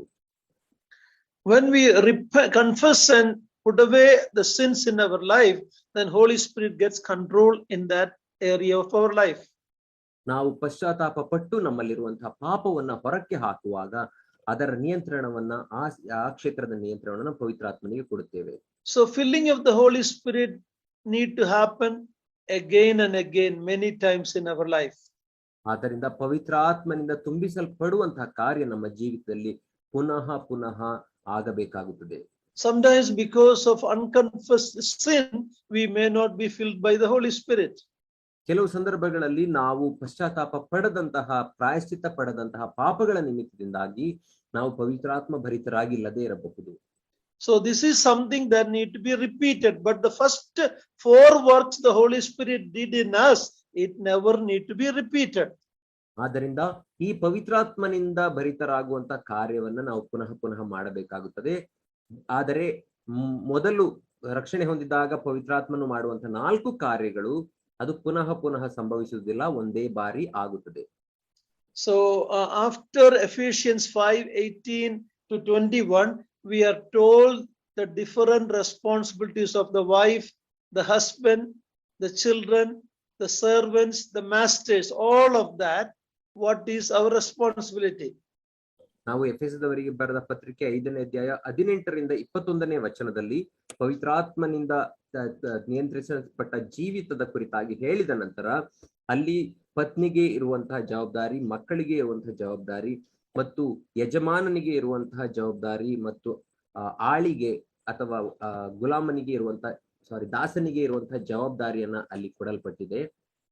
In other words, for me to be a good husband, a wife to be a good wife, a child to be an obedient child, a Christian servant to be a good worker, a Christian master to be a good master, we need the control or filling of the Holy Spirit. ಇನ್ನೊಂದು ಮಾತಿನಲ್ಲಿ ಹೇಳುವುದಾದರೆ, ನಾನು ಒಬ್ಬ ಉತ್ತಮ ಪತಿಯಾಗಿರಬೇಕಾದರೆ, ಉತ್ತಮ ಪತ್ನಿಯಾಗಿರಬೇಕಾದರೆ, ವಿಧೇಯತೆ ಉಳ್ಳಂತಹ ಮಗನಾಗಬೇಕಾದರೆ ಅಥವಾ ದೇವರಾತ್ಮನಿಂದ ತುಂಬಿದಂತಹ ಕ್ರೈಸ್ತ ಕೆಲಸಗಾರನಾಗಿರುವುದಾದರೆ ಅಥವಾ ಕ್ರೈಸ್ತ ಯಜಮಾನನಾಗಿರಬೇಕಾದರೆ ನಾನು ಪವಿತ್ರಾತ್ಮ ಭರಿತನಾಗಿರಬೇಕು. In other words, we should be controlled by the Holy Spirit. ಅಥವಾ ನಾವು ಪವಿತ್ರಾತ್ಮನಿಂದ ನಿಯಂತ್ರಿಸಲ್ಪಟ್ಟವರಾಗಿರಬೇಕು. In another words, we have to be obedient to the word of God. ಇನ್ನೊಂದು ಮಾತಿನಲ್ಲಿ ಹೇಳುವುದಾದರೆ ನಾವು ದೇವರ ಆತ್ಮನಿಗೆ ವಿಧೇಯರಾಗಿರಬೇಕು. I hope that explanation made it clear. Many a times my life is not right. I have unconfessed sin. I have failures. So at that time, I am not filled with the Holy Spirit. ಈ ಒಂದು ಉದಾಹರಣೆ, ಈ ಒಂದು ವಿವರಣೆ ನಿಮಗೆ ಎಲ್ಲವನ್ನ ಸ್ಪಷ್ಟ ಮಾಡಿದೆ ಎಂಬುದಾಗಿ ನಾನು ನೆನೆಸುತ್ತೇನೆ. ಅನೇಕ ಸಂದರ್ಭಗಳಲ್ಲಿ ನಮ್ಮ ಜೀವಿತದಲ್ಲಿ ಪಶ್ಚಾತ್ತಾಪ ಪಡದಂತಹ ಪಾಪ ಇರುವಾಗ, ಅರಿಕೆ ಮಾಡದಂತಹ ಪಾಪ ಇರುವಾಗ ನಾವು ಅನೇಕ ಸಂದರ್ಭದಲ್ಲಿ ಪವಿತ್ರಾತ್ಮನಿಂದ ನಿಯಂತ್ರಿಸಲ್ಪಡುವುದಿಲ್ಲ. So this is a command that need to happen again and again in our life. ನಮ್ಮ ಜೀವಿತದಲ್ಲಿ ಪುನಃ ಪುನಃ ಅನೇಕ ಬಾರಿ ಸಂಭವಿಸಬೇಕಾದಂತಹ ಕಾರ್ಯಗಳಲ್ಲಿ ಇದು ಒಂದು ಕೊಡಲ್ಪಟ್ಟಂತ ಆಜ್ಞೆ ಆಗಿದೆ. Okay. Now with the time left, I want to talk about the future work of the Holy Spirit. ನನ್ನ ಸಮಯ ಮುಗಿದಿದೆ, ಆದರೆ ನಾನು ಪವಿತ್ರಾತ್ಮನ ಭವಿಷ್ಯದ ಕಾರ್ಯದ ಕುರಿತಾಗಿ ಮಾತಾಡಲಿಕ್ಕೆ ಬಯಸುತ್ತೇನೆ. In 2 Thessalonians 2:7 we read, 2 ಥೆಸಲೋನಿಕದವರಿಗೆ ಬರೆದ ಪತ್ರಿಕೆ 2ನೇ ಅಧ್ಯಾಯ 7ನೇ ವಚನದಲ್ಲಿ ನಾವು ಈ ರೀತಿ ಓದುತ್ತೇವೆ. 2 Thessalonians chapter 2 verse 7. 2 ಥೆಸಲೋನಿಕದವರಿಗೆ ಬರೆದ ಪತ್ರಿಕೆ 2ನೇ ಅಧ್ಯಾಯ 7ನೇ ವಚನ. ಅಧರ್ಮವು ಈಗಲೂ ಗುಪ್ತವಾಗಿ ತನ್ನ ಕಾರ್ಯವನ್ನು ಸಾಧಿಸುತ್ತದೆ, ಆದರೆ ಇದುವರೆಗೆ ಅಡ್ಡಿ ಮಾಡುವವನು ತೆಗೆದು ಬಿಡಲ್ಪಡುವ ತನಕ ಅದು ಗುಪ್ತವಾಗಿಯೇ ಇರುವುದು. Yeah, when we studied in another study the Thessalonian epistle, we looked at this in detail. ನಾವು ಇನ್ನೊಂದು ಸತ್ಯವೇದ ಅಧ್ಯಯನದ ಭಾಗದಲ್ಲಿ ಈ ಪತ್ರಿಕೆಯನ್ನು ಅಧ್ಯಯನ ಮಾಡುವಾಗ ಇದನ್ನು ನಾವು ವಿವರವಾಗಿ ನೋಡಿಕೊಂಡಿದ್ದೇವೆ. Bible says at the rapture of the church, the one who hinders the coming of Antichrist, the man of sin, that hindrance work will be over. ನಾವು ನೋಡುವಾಗ ಸಭೆಯು ಎತ್ತಲ್ಪಡುವಾಗ ಕ್ರಿಸ್ತ ವಿರೋಧಿಯು ಸಂಪೂರ್ಣವಾಗಿ ಬರುವುದಕ್ಕೆ ಅಡ್ಡಿಯಾಗಿರುವಂತಹ ಆ ಕಾರ್ಯವು ತೆಗೆಯಲ್ಪಡುತ್ತದೆ ಎಂಬುದಾಗಿ ಅಲ್ಲಿ ನಾವು ನೋಡುತ್ತೇವೆ. Now many people have different views about it. Who is the one who hinders the coming of the Antichrist? ಅನೇಕರು ಬೇರೆ ಬೇರೆ ಅಭಿಪ್ರಾಯ ಉಳ್ಳವರಾಗಿದ್ದಾರೆ. ಈ ಅಡ್ಡಿ ಮಾಡುವವನು ಯಾರು, ಕ್ರಿಸ್ತ ವಿರೋಧಿ ಬರದ ಹಾಗೆ ಅಡ್ಡಿ ಮಾಡುವವನು ಯಾರು ಎಂಬುದರ ವಿಷಯದಲ್ಲಿ ಅನೇಕ ಗೊಂದಲಗಳಿವೆ. The best way to understand that, ಇದನ್ನ ಅರ್ಥ ಮಾಡಿಕೊಳ್ಳಲಿಕ್ಕಿರುವಂತಹ ಅತ್ಯುತ್ತಮವಾದ ಮಾರ್ಗವೇನೆಂದರೆ, the work of the Holy Spirit that started on the day of Pentecost, forming the church, and now the church is going to be complete, and the Holy Spirit work in the church will be removed, and the church will be raptured into mid-air into heaven. ಇದರ ಸರಿಯಾದಂತಹ ಅರ್ಥವೇನಾಗಿದೆ ಎಂದರೆ, ಪಂಚಾಶತಮ ದಿನದಲ್ಲಿ ಸಭೆಯಲ್ಲಿ ಪ್ರಾರಂಭವಾದಂತಹ ಪವಿತ್ರಾತ್ಮನ ಕಾರ್ಯ ಅದು ಪರಿಪೂರ್ಣವಾಗುತ್ತದೆ. ಸಭೆ ಎತ್ತಲ್ಪಟ್ಟಾಗ ಅದು ಮಧ್ಯಾಕಾಶಕ್ಕೆ ಎತ್ತಲ್ಪಡುತ್ತದೆ ಎಂಬುದಾಗಿ ಅದರ ಅರ್ಥ. We cannot say that Holy Spirit will be removed from the earth and there will be no more work of the Holy Spirit in the earth. We cannot say that, because Holy Spirit is all present, omnipresent God. ಸಭೆಯು ಎತ್ತಲ್ಪಟ್ಟ ನಂತರ ಭೂಲೋಕದ ಮೇಲೆ ಪವಿತ್ರಾತ್ಮನ ಕಾರ್ಯಗಳು ನಡೆಯುವುದಿಲ್ಲ ಎಂಬುದಾಗಿ ನಾವು ತಪ್ಪಾಗಿ ಅರ್ಥ ಬಾರದು. ಯಾಕಂದರೆ ಪವಿತ್ರಾತ್ಮನ ಕಾರ್ಯಗಳು, ಸಭೆಯಲ್ಲಿ ನಡೆಯುವ ಕಾರ್ಯಗಳು ಮಾತ್ರ ಆ ದಿನದಲ್ಲಿ ನಿಂತು ಹೋಗುತ್ತವೆ. ಬದಲಾಗಿ ಪವಿತ್ರಾತ್ಮನು ಆತನು ಸರ್ವವ್ಯಾಪ್ತಿ ಆಗಿರುವುದರಿಂದ ಆಗಲೂ ಕೂಡ ಭೂಲೋಕದ ಮೇಲೆ ಇರುತ್ತಾನೆ. Holy Spirit work was there in the Old Testament. Holy Spirit work will be there in the time of the tribulation, 7-year tribulation. ಹಳೆಯ ಒಡಂಬಡಿಕೆಯ ಕಾಲದಲ್ಲಿ ಪವಿತ್ರಾತ್ಮನು ಕಾರ್ಯ ಮಾಡುತ್ತಿದ್ದನು ಮತ್ತು ಮಹಾ ಸಂಕಟ ಕಾಲದ 7 ವರ್ಷಗಳಲ್ಲಿಯೂ ಕೂಡ ಪವಿತ್ರಾತ್ಮನು ಕಾರ್ಯ ಮಾಡುತ್ತಿರುತ್ತಾನೆ. But on the day of Pentecost, the Holy Spirit came for a particular work. ಆದರೆ ಪಂಚಾಶತಮ ದಿನದಂದು ಒಂದು ನಿರ್ದಿಷ್ಟ ಕಾರ್ಯವನ್ನು ಮಾಡುವುದಕ್ಕಾಗಿ ಪವಿತ್ರಾತ್ಮನು ಬಂದನು. He founded the church. ಆತನು ಸಭೆಯನ್ನು ಸ್ಥಾಪಿಸಿದನು. He developed the church. ಆತನು ಸಭೆಯನ್ನು ಅಭಿವೃದ್ಧಿಪಡಿಸಿದನು. He expanded the church. ಆತನು ಸಭೆಯನ್ನ ವಿಸ್ತಾರ ಮಾಡಿದನು. He empowered the church. ಆತನು ಸಭೆಯನ್ನ ಬಲಗೊಳಿಸಿದನು. And he completed the church and presented him as the bride to the Lord Jesus Christ. ಆತನು ಸಭೆಯನ್ನ ಪರಿಪೂರ್ಣವನ್ನಾಗಿ ಮಾಡಿ ಒಬ್ಬ ಕನ್ನಿಕೆಯ ರೀತಿಯಲ್ಲಿ ಕ್ರಿಸ್ತನಿಗೆ ಅದನ್ನು ಒಪ್ಪಿಸಿದನು. And then that work is done. ಆಗ ಪವಿತ್ರಾತ್ಮನ ಕಾರ್ಯ ಪರಿಪೂರ್ಣವಾಗುತ್ತದೆ. But during the tribulation time, ಆದರೆ ಸಂಕಟ ಕಾಲದ ಸಮಯದಲ್ಲಿ, let's read Revelation 7 verse 9 to 14. ನಾವು ಪ್ರಕಟಣೆ 7ನೇ ಅಧ್ಯಾಯ 9 to 14. 9ರಿಂದ 14ನೇ ವಚನಗಳನ್ನು ನಾವು ನೋಡಿಕೊಳ್ಳೋಣ. ಪ್ರಕಟಣೆ 7ನೇ ಅಧ್ಯಾಯ 9-14 ಇವುಗಳಾದ ಮೇಲೆ ಇಗೋ, ಯಾರಿಂದಲೂ ಎಣಿಸಲಾಗದಂತಹ ಮಹಾಸಮೂಹವು ಸಿಂಹಾಸನದ ಮುಂದೆಯೂ ಯಜ್ಞದ ಕುರಿಯಾದಾತನ ಮುಂದೆಯೂ ನಿಂತಿರುವುದನ್ನು ಕಂಡೆನು. ಅವರು ಸಕಲ ಜನಾಂಗ, ಕುಲ, ಪ್ರಜೆಗಳವರು, ಸಕಲ ಭಾಷೆಗಳನ್ನಾಡುವವರು ಆಗಿದ್ದರು. ಅವರು ಬಿಳಿ ನಿಲುವಂಗಿಗಳನ್ನು ತೊಟ್ಟುಕೊಂಡು ತಮ್ಮ ಕೈಗಳಲ್ಲಿ ಖರ್ಜೂರದ ಗರಿಗಳನ್ನು ಹಿಡಿದುಕೊಂಡಿದ್ದರು. ಅವರು ಸಿಂಹಾಸನಾಸೀನನಾಗಿರುವ ನಮ್ಮ ದೇವರಿಗೂ ಯಜ್ಞದ ಕುರಿಯಾದಾತನಿಗೂ ನಮಗೆ ರಕ್ಷಣೆ ಉಂಟಾದಕ್ಕಾಗಿ ಸ್ತೋತ್ರ ಎಂದು ಮಹಾಶಬ್ದದಿಂದ ಕೂಗಿದರು. ಅಷ್ಟರಲ್ಲಿ ದೇವದೂತರೆಲ್ಲರೂ, ಸಿಂಹಾಸನವು, ಹಿರಿಯರು, 4 ಜೀವಿಗಳು ಇವುಗಳ ಸುತ್ತಲೂ ನಿಂತುಕೊಂಡಿದ್ದರು. ಇವರು ಸಿಂಹಾಸನದ ಮುಂದೆ ಅಡ್ಡಬಿದ್ದು, ಆಮೇನ್, ಸ್ತೋತ್ರವು, ಪ್ರಭಾವವು, ಜ್ಞಾನವು, ಕೃತಜ್ಞತಾ ಸ್ತುತಿಯು, ಮಾನವು, ಬಲವು, ಶಕ್ತಿಯು ನಮ್ಮ ದೇವರಿಗೆ ಯುಗಾಂತರಗಳಲ್ಲಿಯೂ ಇರಲಿ, ಆಮೇನ್ ಎಂದು ಹೇಳುತ್ತಾ ದೇವರನ್ನು ಆರಾಧಿಸಿದರು. ಇದನ್ನು ನೋಡಿ ಹಿರಿಯರಲ್ಲಿ ಒಬ್ಬನು, ಬಿಳಿ ನಿಲುವಂಗಿಗಳನ್ನು ತೊಟ್ಟುಕೊಂಡಿರುವವರಾದ ಇವರು ಯಾರು, ಎಲ್ಲಿಂದ ಬಂದರು ಎಂದು ನನ್ನನ್ನು ಕೇಳಲು, ಅಯ್ಯ, ನೀನೇ ಬಲ್ಲೆ ಅಂದೆನು. ಅವನು ನನಗೆ, ಇವರು ಆ ಮಹಾ ಹಿಂಸೆಯನ್ನು ಅನುಭವಿಸಿ ಬಂದವರು, ಯಜ್ಞದ ಕುರಿಯಾದಾತನ ರಕ್ತದಲ್ಲಿ ತಮ್ಮ ನಿಲುವಂಗಿಗಳನ್ನು ತೊಳೆದು ಶುಭ್ರ ಮಾಡಿದ್ದಾರೆ. If you look at when we read chapter 7 verse 1 onwards, ನಾವು 7ನೇ ಅಧ್ಯಾಯದ 1ನೇ ವಚನದಿಂದ ಮುಂದಕ್ಕೆ ಓದುವಾಗ we read about God sealing 144,000 Jewish evangelists during the tribulation time. ಸಂಕಟ ಕಾಲದ ಸಮಯದಲ್ಲಿ 1,44,000 ಯಹೂದಿ ಸುವಾರ್ತಿಕರನ್ನ ದೇವರು ಅಭಿಷೇಕಿಸುವುದನ್ನು ನಾವು ನೋಡುತ್ತೇವೆ. There will be a seal on them. Antichrist cannot destroy them at that time. ಅವರ ಮೇಲೆ ದೇವರು ಒಂದು ಮುದ್ರೆಯನ್ನ ಹಾಕಿರುತ್ತಾನೆ. ಕ್ರಿಸ್ತ ವಿರೋಧಿಯು ಅವರನ್ನ ನಾಶ ಮಾಡಲಿಕ್ಕೆ ಆಗುವುದಿಲ್ಲ.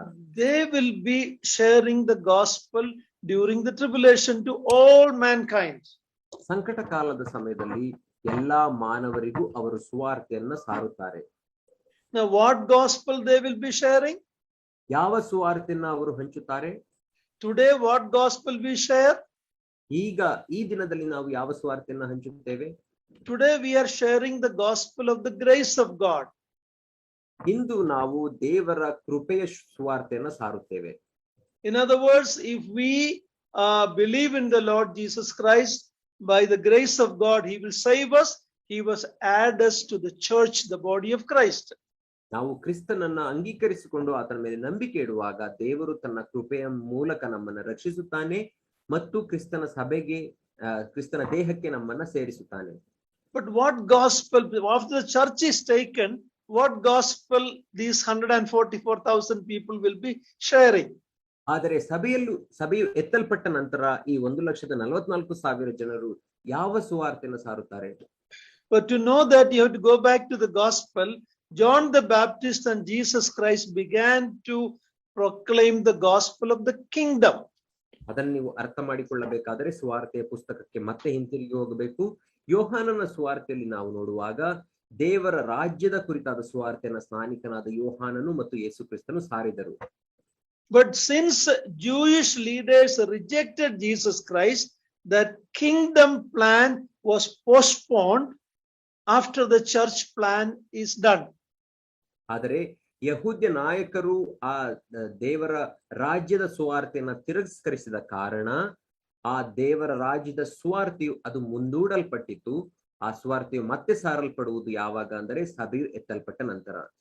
So the gospel that they will be sharing during the tribulation is the gospel of the kingdom of God. That means Jesus Christ is coming back to establish his 1,000-year or millennial kingdom. That is the message they will be sharing. ಆದ್ದರಿಂದ ದೇವರ ರಾಜ್ಯದ ಸುವಾರ್ತೆ ಎಂಬುದಾಗಿ ಹೇಳುವಾಗ ಸಭೆ ಎತ್ತಲ್ಪಟ್ಟ ನಂತರ ಅದು ಸಾರಲ್ಪಡುತ್ತದೆ.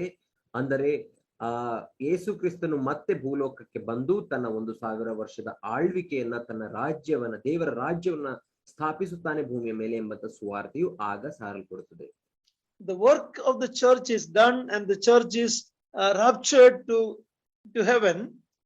ಸಭೆಯ ಆ ಒಂದು ಕಾರ್ಯವು ಪರಿಪೂರ್ಣವಾಯಿತು, ಮುಗಿಯಿತು ಮತ್ತು ಸಭೆಯು ಮಧ್ಯಾಕಾಶಕ್ಕೆ ಎತ್ತಲ್ಪಟ್ಟಿತು.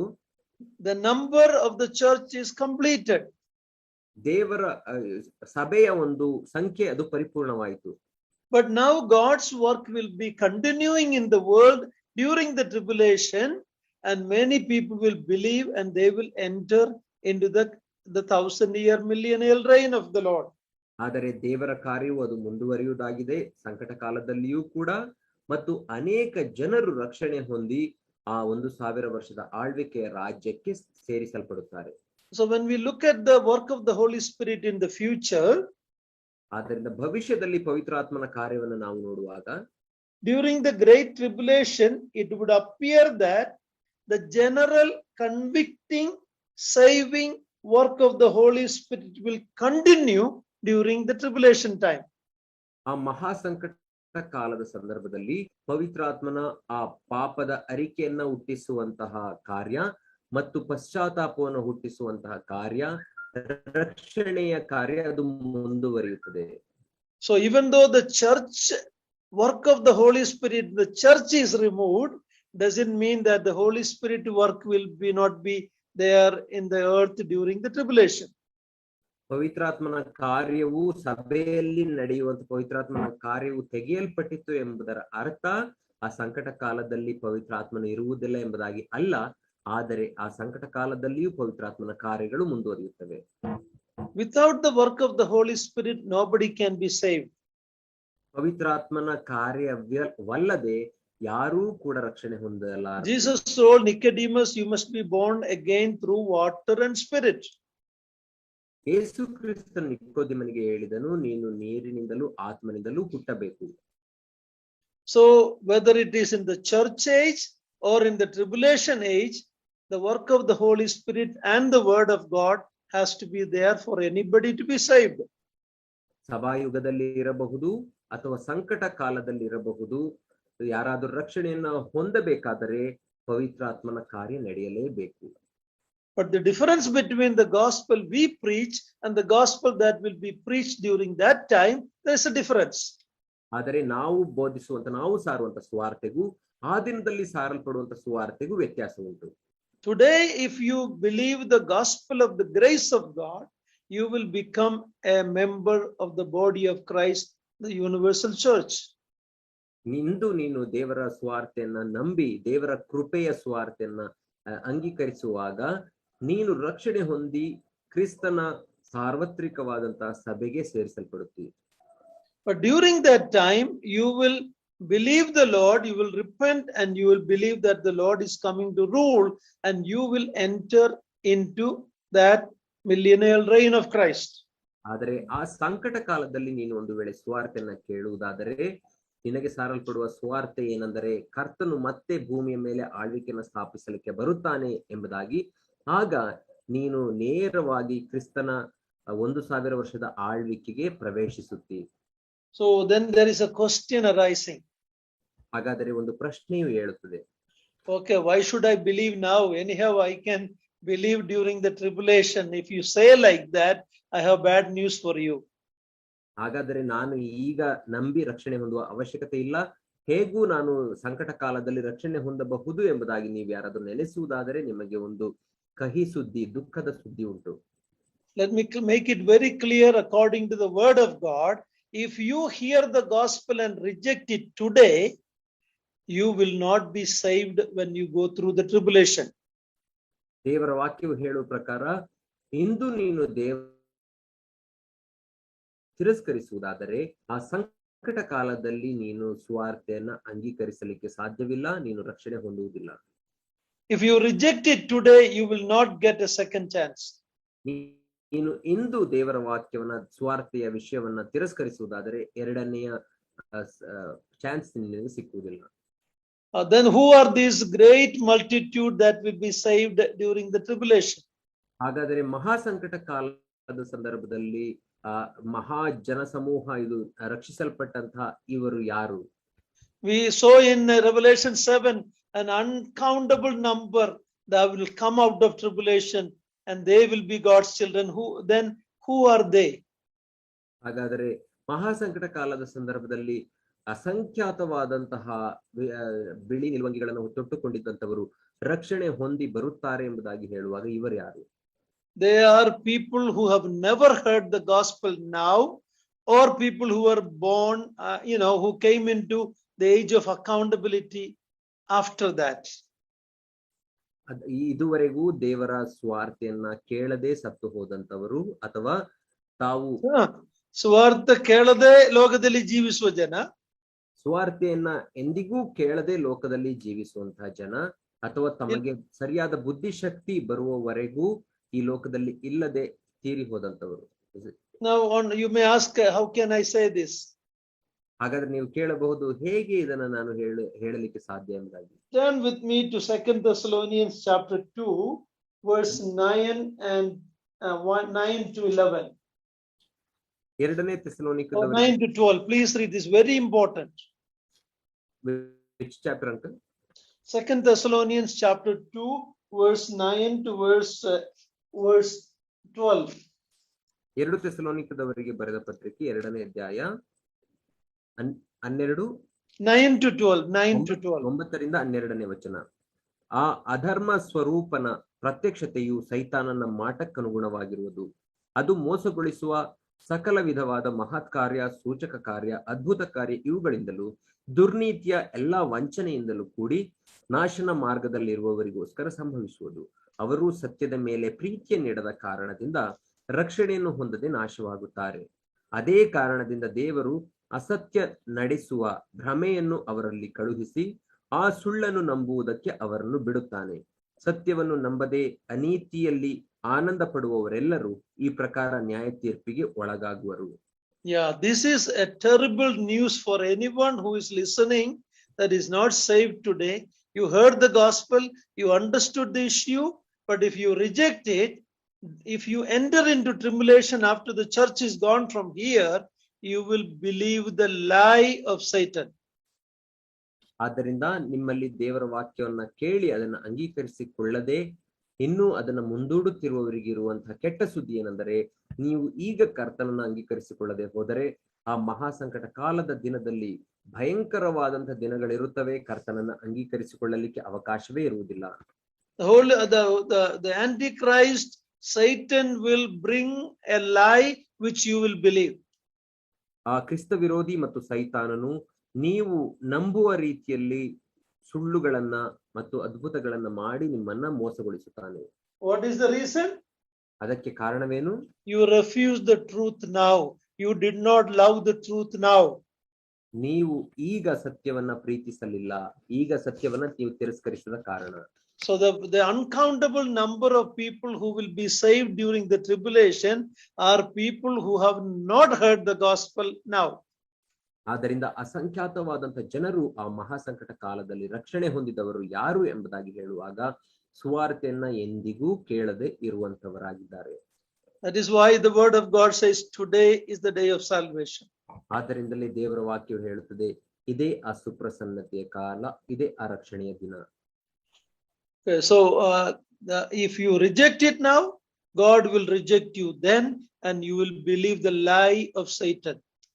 ನೀವು ಈಗ ದೇವರ ವಾಕ್ಯವನ್ನು ತಿರಸ್ಕರಿಸುವುದಾದರೆ ಅಂದು ದೇವರು ನಿಮ್ಮನ್ನ ತಿರಸ್ಕರಿಸುತ್ತಾನೆ ಮತ್ತು ಸೈತಾನನ ಆ ಮೋಸಕರವಾದಂತಹ ಸುಳ್ಳನ್ನು ನೀವು ನಂಬುತ್ತೀರಿ. Now after the tribulation time, ಆ ಸಂಕಟ ಕಾಲದ್ದು ಕಳೆದ ನಂತರ, when the millennium starts after the judgment of the nations, ಜನಾಂಗಗಳ ನ್ಯಾಯ ತೀರ್ಪಾದ ಮೇಲೆ, ನ್ಯಾಯ ತೀರ್ಪಾದ ನಂತರ ಆ 1000 ವರ್ಷದ ಆಳ್ವಿಕೆ ಪ್ರಾರಂಭವಾಗುವಾಗ, we read that the Holy Spirit will rest on the Lord and the believers. ಪವಿತ್ರಾತ್ಮನು ದೇವರ ಮೇಲೆಯೂ ವಿಶ್ವಾಸಿಗಳ ಮೇಲೆಯೂ ಯೇಸು ಕರ್ತನ ಮೇಲೆಯೂ ಯೇಸು ಕರ್ತನ ಮೇಲೆಯೂ ಆತನು ನೆಲೆಗೊಳ್ಳುತ್ತಾನೆ ಎಂಬುದಾಗಿ ನೋಡುತ್ತೇವೆ. In other words, this is the golden era of the nation of Israel. ಇನ್ನೊಂದು ಮಾತಿನಲ್ಲಿ ಹೇಳುವುದಾದರೆ ಇಸ್ರಾಯೇಲ್ ಜನಾಂಗಕ್ಕೆ ಇರುವಂತಹ ಸುವರ್ಣ ಅವಕಾಶ ಅದಾಗಿರುತ್ತದೆ, ಸುವರ್ಣ ಯುಗ. The Lord will be ruling on the throne of David. ಕರ್ತನು ದಾವೀದನ ಸಿಂಹಾಸನದಿಂದ ಆಳುತ್ತಿರುತ್ತಾನೆ. And the Holy Spirit will dwell with everyone during that time. ಆ ಕಾಲದಲ್ಲಿ ಪವಿತ್ರಾತ್ಮನು ಪ್ರತಿಯೊಬ್ಬರಲ್ಲಿ ವಾಸಿಸುತ್ತಿರುತ್ತಾನೆ. We read that in the book of Joel. ಅದನ್ನು ನಾವು ಯೋವೇಲನ ಪುಸ್ತಕದಲ್ಲಿ ಓದುತ್ತೇವೆ. We read that in Isaiah chapter 11 verse 1 to 10. ಯೆಶಾಯನ ಗ್ರಂಥ 11ನೇ ಅಧ್ಯಾಯ 1ರಿಂದ 10ನೇ ವಚನದಲ್ಲಿ ಅದನ್ನು ಓದುತ್ತೇವೆ. In Ezekiel chapter 36, ಯೆಹೆಜ್ಕೇಲನ ಗ್ರಂಥ 36ನೇ ಅಧ್ಯಾಯದಲ್ಲಿ ಅದನ್ನು ಓದುತ್ತೇವೆ. verses 24 to 30. 24ರಿಂದ 30ನೇ ವಚನ. And maybe we'll read that passage, Ezekiel 36, 24 to 30. ಯೆಹೆಜ್ಕೇಲನ ಗ್ರಂಥ, ಯೆಹೆಜ್ಕೇಲನ ಪ್ರವಾದನೆ ಗ್ರಂಥ 36ನೇ ಅಧ್ಯಾಯ 24 to 30. 24ರಿಂದ 30ನೇ ವಚನ. Please read that. ಕರ್ತನಾದ ಯೆಹೋವನ ನುಡಿ. ನಾನು ನಿಮ್ಮನ್ನು ಜನಾಂಗಗಳೊಳಗಿಂದ ಬಿಡಿಸಿ ಸಕಲ ದೇಶಗಳಿಂದ ಒಟ್ಟುಗೂಡಿಸಿ ಸ್ವದೇಶಕ್ಕೆ ಬರಮಾಡುವೆನು. ನಾನು ನಿಮ್ಮ ಮೇಲೆ ನಿರ್ಮಲೋದಕವನ್ನು ಪ್ರೋಕ್ಷಿಸಲು ನೀವು ನಿರ್ಮಲರಾಗುವಿರಿ. ನಿಮ್ಮ ಸಮಸ್ತ ವಿಗ್ರಹಗಳಿಂದಲೂ ಸಕಲ ವಿಧವಾದ ಹೊಲಸಿನಿಂದಲೂ ನಿಮ್ಮನ್ನು ಶುದ್ಧಿ ಮಾಡುವೆನು. ನಾನು ನಿಮಗೆ ಹೊಸ ಮನಸ್ಸನ್ನು ಕೊಟ್ಟು ನಿಮ್ಮಲ್ಲಿ ನೂತನ ಸ್ವಭಾವವನ್ನು ಹುಟ್ಟಿಸುವೆನು. ಕಲ್ಲಾದ ಹೃದಯವನ್ನು ನಿಮ್ಮೊಳಗಿಂದ ತೆಗೆದು ಮೃದುವಾದ ಹೃದಯವನ್ನು ನಿಮಗೆ ದಯಪಾಲಿಸುವೆನು. ನನ್ನ ಆತ್ಮವನ್ನು ನಿಮ್ಮಲ್ಲಿ ನೆಲೆಸಿರುವಂತೆ ಅನುಗ್ರಹಿಸಿ ನೀವು ನನ್ನ ನಿಯಮಗಳನ್ನು ಅನುಸರಿಸುವ ಹಾಗೆ ಮಾಡುವೆನು. ನೀವು ನನ್ನ ವಿಧಿಗಳನ್ನು ಕೈಕೊಂಡು ಆಚರಿಸುವಿರಿ. ನಾನು ನಿಮ್ಮ ಪಿತೃಗಳಿಗೆ ಅನುಗ್ರಹಿಸಿದ ದೇಶದಲ್ಲಿ ನೀವು ವಾಸಿಸುವಿರಿ. ನೀವು ನನಗೆ ಪ್ರಜೆಯಾಗಿರುವಿರಿ, ನಾನು ನಿಮಗೆ ದೇವರಾಗಿರುವೆನು. ನಾನು ನಿಮ್ಮನ್ನು ನಿಮ್ಮ ಎಲ್ಲಾ ಹೊಲಸಿನಿಂದ ಉದ್ಧರಿಸಿ ಬೆಳೆ ಬೆಳೆಯಲೆಂದು ಅಪ್ಪಣೆ ಕೊಟ್ಟು ಅದನ್ನು ವೃದ್ಧಿಗೊಳಿಸುವೆನು. ನಿಮಗೆ ಕ್ಷಾಮವನ್ನು ಇನ್ನೂ ಬರಮಾಡೆನು. ನೀವು ಕ್ಷಾಮ ದೇಶದವರೆಂದು ಜನಾಂಗಗಳು ನಿಮ್ಮನ್ನು ನಿಂದಿಸದಂತೆ ನಾನು ಮರದ ಹಣ್ಣನ್ನು ಹೊಲದ ಬೆಳೆಯನ್ನು ಹೆಚ್ಚಿಸುವೆನು. So this is the promise to Israel, the believing Israel, that during the tribulation they will repent and they will accept the Lord Jesus Christ. They will enter and God's Spirit will be in them. ನಂಬುವಂತಹ ಇಸ್ರಾಯೇಲರಿಗೆ ಇರುವಂತಹ ವಾಗ್ದಾನ ಇದೇ ಆಗಿದೆ. ಅದೇನೆಂದರೆ ಅವರು ಮಹಾಸಂಕಟದ ಅಂತ್ಯದಲ್ಲಿ, ಮಹಾಸಂಕಟ ಕಾಲದ ಅಂತ್ಯದಲ್ಲಿ ಕರ್ತನನ್ನ ಅಂಗೀಕರಿಸಿಕೊಳ್ಳುತ್ತಾರೆ ಮತ್ತು ಕ್ರಿಸ್ತನ 1000 ವರ್ಷದ ಆಳ್ವಿಕೆಗೆ ನೇರವಾಗಿ ಪ್ರವೇಶಿಸುತ್ತಾರೆ. This is what is known as the new covenant, which we read also in Jeremiah chapter 31. ಇದೇ ಯೆರೆಮೀಯನ ಪ್ರವಾದನೆಯ ಗ್ರಂಥ Jeremiah 31. 31ನೇ ಅಧ್ಯಾಯ, ಯೆರೆಮೀಯನ ಪ್ರವಾದನೆಯ ಗ್ರಂಥ 31ನೇ The new ಅಧ್ಯಾಯ covenant. ಓದುವಂತಹ ಹೊಸ ಒಡಂಬಡಿಕೆ. ಹೊಸ ಒಡಂಬಡಿಕೆ ಇದೇ ಆಗಿದೆ. Now for Israel, they have to wait till the millennium to enter into that new covenant. ಇಸ್ರಾಯೇಲರು ಆ ಹೊಸ ಒಡಂಬಡಿಕೆಯನ್ನು ಪ್ರವೇಶಿಸಬೇಕಾದರೆ ಆ 1000 ವರ್ಷದ ಆಳ್ವಿಕೆಯವರೆಗೂ ಕಾಯಬೇಕು. They will be tried during the tribulation, ಯಾಕೋಬಿನ ಇಕ್ಕಟ್ಟಿನ ಕಾಲ. After that, they will believe the Lord, they will accept the one whom they pierced, and they will receive the Holy Spirit, they will receive a new heart, and they will enter into the benefit of the new covenant. ಆಗ ಅವರು 1000 ವರ್ಷದ ಆಳ್ವಿಕೆಯ ಅಂತ್ಯದಲ್ಲಿ ನಾವು ನೋಡುವಾಗ ಮಹಾಸಂಕಟ ಕಾಲದ ಸಂದರ್ಭದಲ್ಲಿ ಅವರಿಗೆ ಯಾಕೋಬನ ಇಕ್ಕಟ್ಟು ಎಂಬುದಾಗಿ ಹೇಳುವಂತ ಆ ಒಂದು ಕಷ್ಟಕಾಲದ ದಿನಗಳನ್ನು ಅವರು ದಾಟಿ ಹೋಗುತ್ತಾರೆ. ನಂತರ ಅವರಿಗೆ ಮಾಡಲ್ಪಟ್ಟಿರುವಂತಹ ವಾಗ್ದಾನ, that new covenant, they will enter into the blessing of that. ಆ ಒಂದು ಹೊಸ ಒಡಂಬಡಿಕೆಗೆ ಅವರು ಆಗ ಪ್ರವೇಶಿಸುತ್ತಾರೆ. But we as New Testament believers, the bride of Christ, the church, have already entered into the benefit of that new covenant. ಆದರೆ ನಾವು ಹೊಸ ಒಡಂಬಡಿಕೆಯ ವಿಶ್ವಾಸಿಗಳಾಗಿ ಈಗಾಗಲೇ ಆ ವಾಗ್ದಾನವನ್ನ, ಹೊಸ ಒಡಂಬಡಿಕೆಯನ್ನ ಪ್ರವೇಶಿಸಿದ್ದೇವೆ. And for Israel, they have to wait till after the tribulation. ಆದರೆ ಇಸ್ರಾಯೇಲರು ಅದಕ್ಕಾಗಿ ಆ ಮಹಾಸಂಕಟ ಕಾಲದ ಅಂತ್ಯದವರೆಗೂ ಕಾಯ್ದುಕೊಂಡಿರಬೇಕು. And then at the end of eternity, at the end of the 1000-year reign, ಮತ್ತು ಆ 1000 ವರ್ಷದ ಆಳ್ವಿಕೆಯ ಅಂತ್ಯದಲ್ಲಿ, then we read about the great white throne judgment. ಆ ಮಹಾ ಬಿಳಿ ಸಿಂಹಾಸನದ ನ್ಯಾಯ ತೀರ್ಪಿನ ಕುರಿತಾಗಿ ಓದುತ್ತೇವೆ. Then we read about a new heaven and new earth after that. ಅದಾದ ನಂತರ ಹೊಸ ಭೂಮಿ ಆಕಾಶಗಳ ಕುರಿತಾಗಿ ನಾವು ನೋಡುತ್ತೇವೆ. In which the righteousness dwell. ಅಲ್ಲಿ ನೀತಿಯು ಅದು ನೀತಿಯು ವಾಸಿಸುತ್ತಿರುತ್ತದೆ. We read in 1 Corinthians 15, the Lord will give the kingdom over to the Father.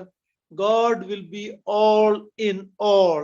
The triune God will be all in all. And that God will dwell with his people. We will be with him forever and ever. 1 ಕೊರಿಂಥದವರಿಗೆ ಬರೆದ ಪತ್ರಿಕೆ 15ನೇ ಅಧ್ಯಾಯದಲ್ಲಿ ನಾವು ಓದುವಾಗ ಇದೆಲ್ಲ ಆದ ನಂತರ ಕರ್ತನು ತಂದೆಯಾದ ದೇವರಿಗೆ ರಾಜ್ಯವನ್ನು ವಹಿಸಿಕೊಡುತ್ತಾನೆ. ಆಗ ಸಮಾಪ್ತಿ. ದೇವರು ಎಲ್ಲರಲ್ಲಿಯೂ ಆತನು ಎಲ್ಲವೂ ಆಗಿರುತ್ತಾನೆ, ಆಗ ಅದು ನಿರಂತರಕ್ಕೂ ಇರುವಂತ ಶಾಶ್ವತವಾದ ಶಾಂತಿ. The triune God will be dwelling with his people. ತ್ರಯೇಕ ದೇವರು ತನ್ನ ಜನರೊಟ್ಟಿಗೆ ವಾಸಿಸುತ್ತಿರುತ್ತಾನೆ. As we close this topic here now, what a blessing we have to have the Holy Spirit in our heart today. ನಾವು ಈ ನಮ್ಮ ಅಧ್ಯಯನವನ್ನ ಮುಗಿಸುವಾಗ ನಮ್ಮಲ್ಲಿ ಪವಿತ್ರಾತ್ಮನನ್ನು ಹೊಂದಲಿಕ್ಕೆ ನಾವು ಎಂತಹ ಆಶೀರ್ವದಿತರು. Let us thank God for the gift of the Holy Spirit. ಪವಿತ್ರಾತ್ಮನ ಆ ಒಂದು ವರಕ್ಕಾಗಿ ನಾವು ದೇವರಿಗೆ ಸ್ತೋತ್ರ ಸಲ್ಲಿಸೋಣ. Let us obey the word of God so we can be filled with the Holy Spirit. ನಾವು ದೇವರ ವಾಕ್ಯಕ್ಕೆ ವಿಧೇಯರಾಗಿರೋಣ, ಆಗ ನಾವು ಪವಿತ್ರಾತ್ಮ ಭರಿತರಾಗಿರಲಿಕ್ಕೆ ಸಾಧ್ಯ. Colossians 3, let the word of God richly dwell in you. ಕೊಲೊಸ್ಸೆಯವರಿಗೆ ಬರೆದ ಪತ್ರಿಕೆ 3ನೇ ಅಧ್ಯಾಯದಲ್ಲಿ ಓದುವ ಪ್ರಕಾರ ದೇವರ ವಾಕ್ಯವು ನಿಮ್ಮಲ್ಲಿ ಸಮೃದ್ಧಿಯಾಗಿ ವಾಸಿಸಲಿ. In other words, let the Spirit of God control you and me in our Christian life. ಇನ್ನೊಂದು ಮಾತಿನಲ್ಲಿ ಹೇಳುವುದಾದರೆ ನಮ್ಮ ಕ್ರಿಸ್ತೀಯ ಜೀವಿತದಲ್ಲಿ ಪವಿತ್ರಾತ್ಮನು ನಮ್ಮನ್ನ ನಿಯಂತ್ರಣ ಮಾಡಲಿ. Thank you for attending the study. I hope in some way it's been a blessing to you, and these studies are always a blessing to me. If it benefited you, may God's name be glorified. ದೇವರ ಸತ್ಯವೇದ ಅಧ್ಯಯನಕ್ಕೆ ನೀವು ಭಾಗಿಯಾದಕ್ಕಾಗಿ ನಿಮಗೆ ವಂದನೆಗಳು. ಇಂತಹ ಸತ್ಯವೇದ ಅಧ್ಯಯನಗಳು ನಮಗೆ ಒಂದಲ್ಲ ಒಂದು ರೀತಿಯಲ್ಲಿ ಅದು ಉಪಯೋಗವಾಗುತ್ತವೆ. ನನಗೆ ಉಪಯೋಗವಾಗಿದೆ. ಎಲ್ಲಾ ಮಹಿಮೆ ದೇವರಿಗೆ ಉಂಟಾಗಲಿ. If the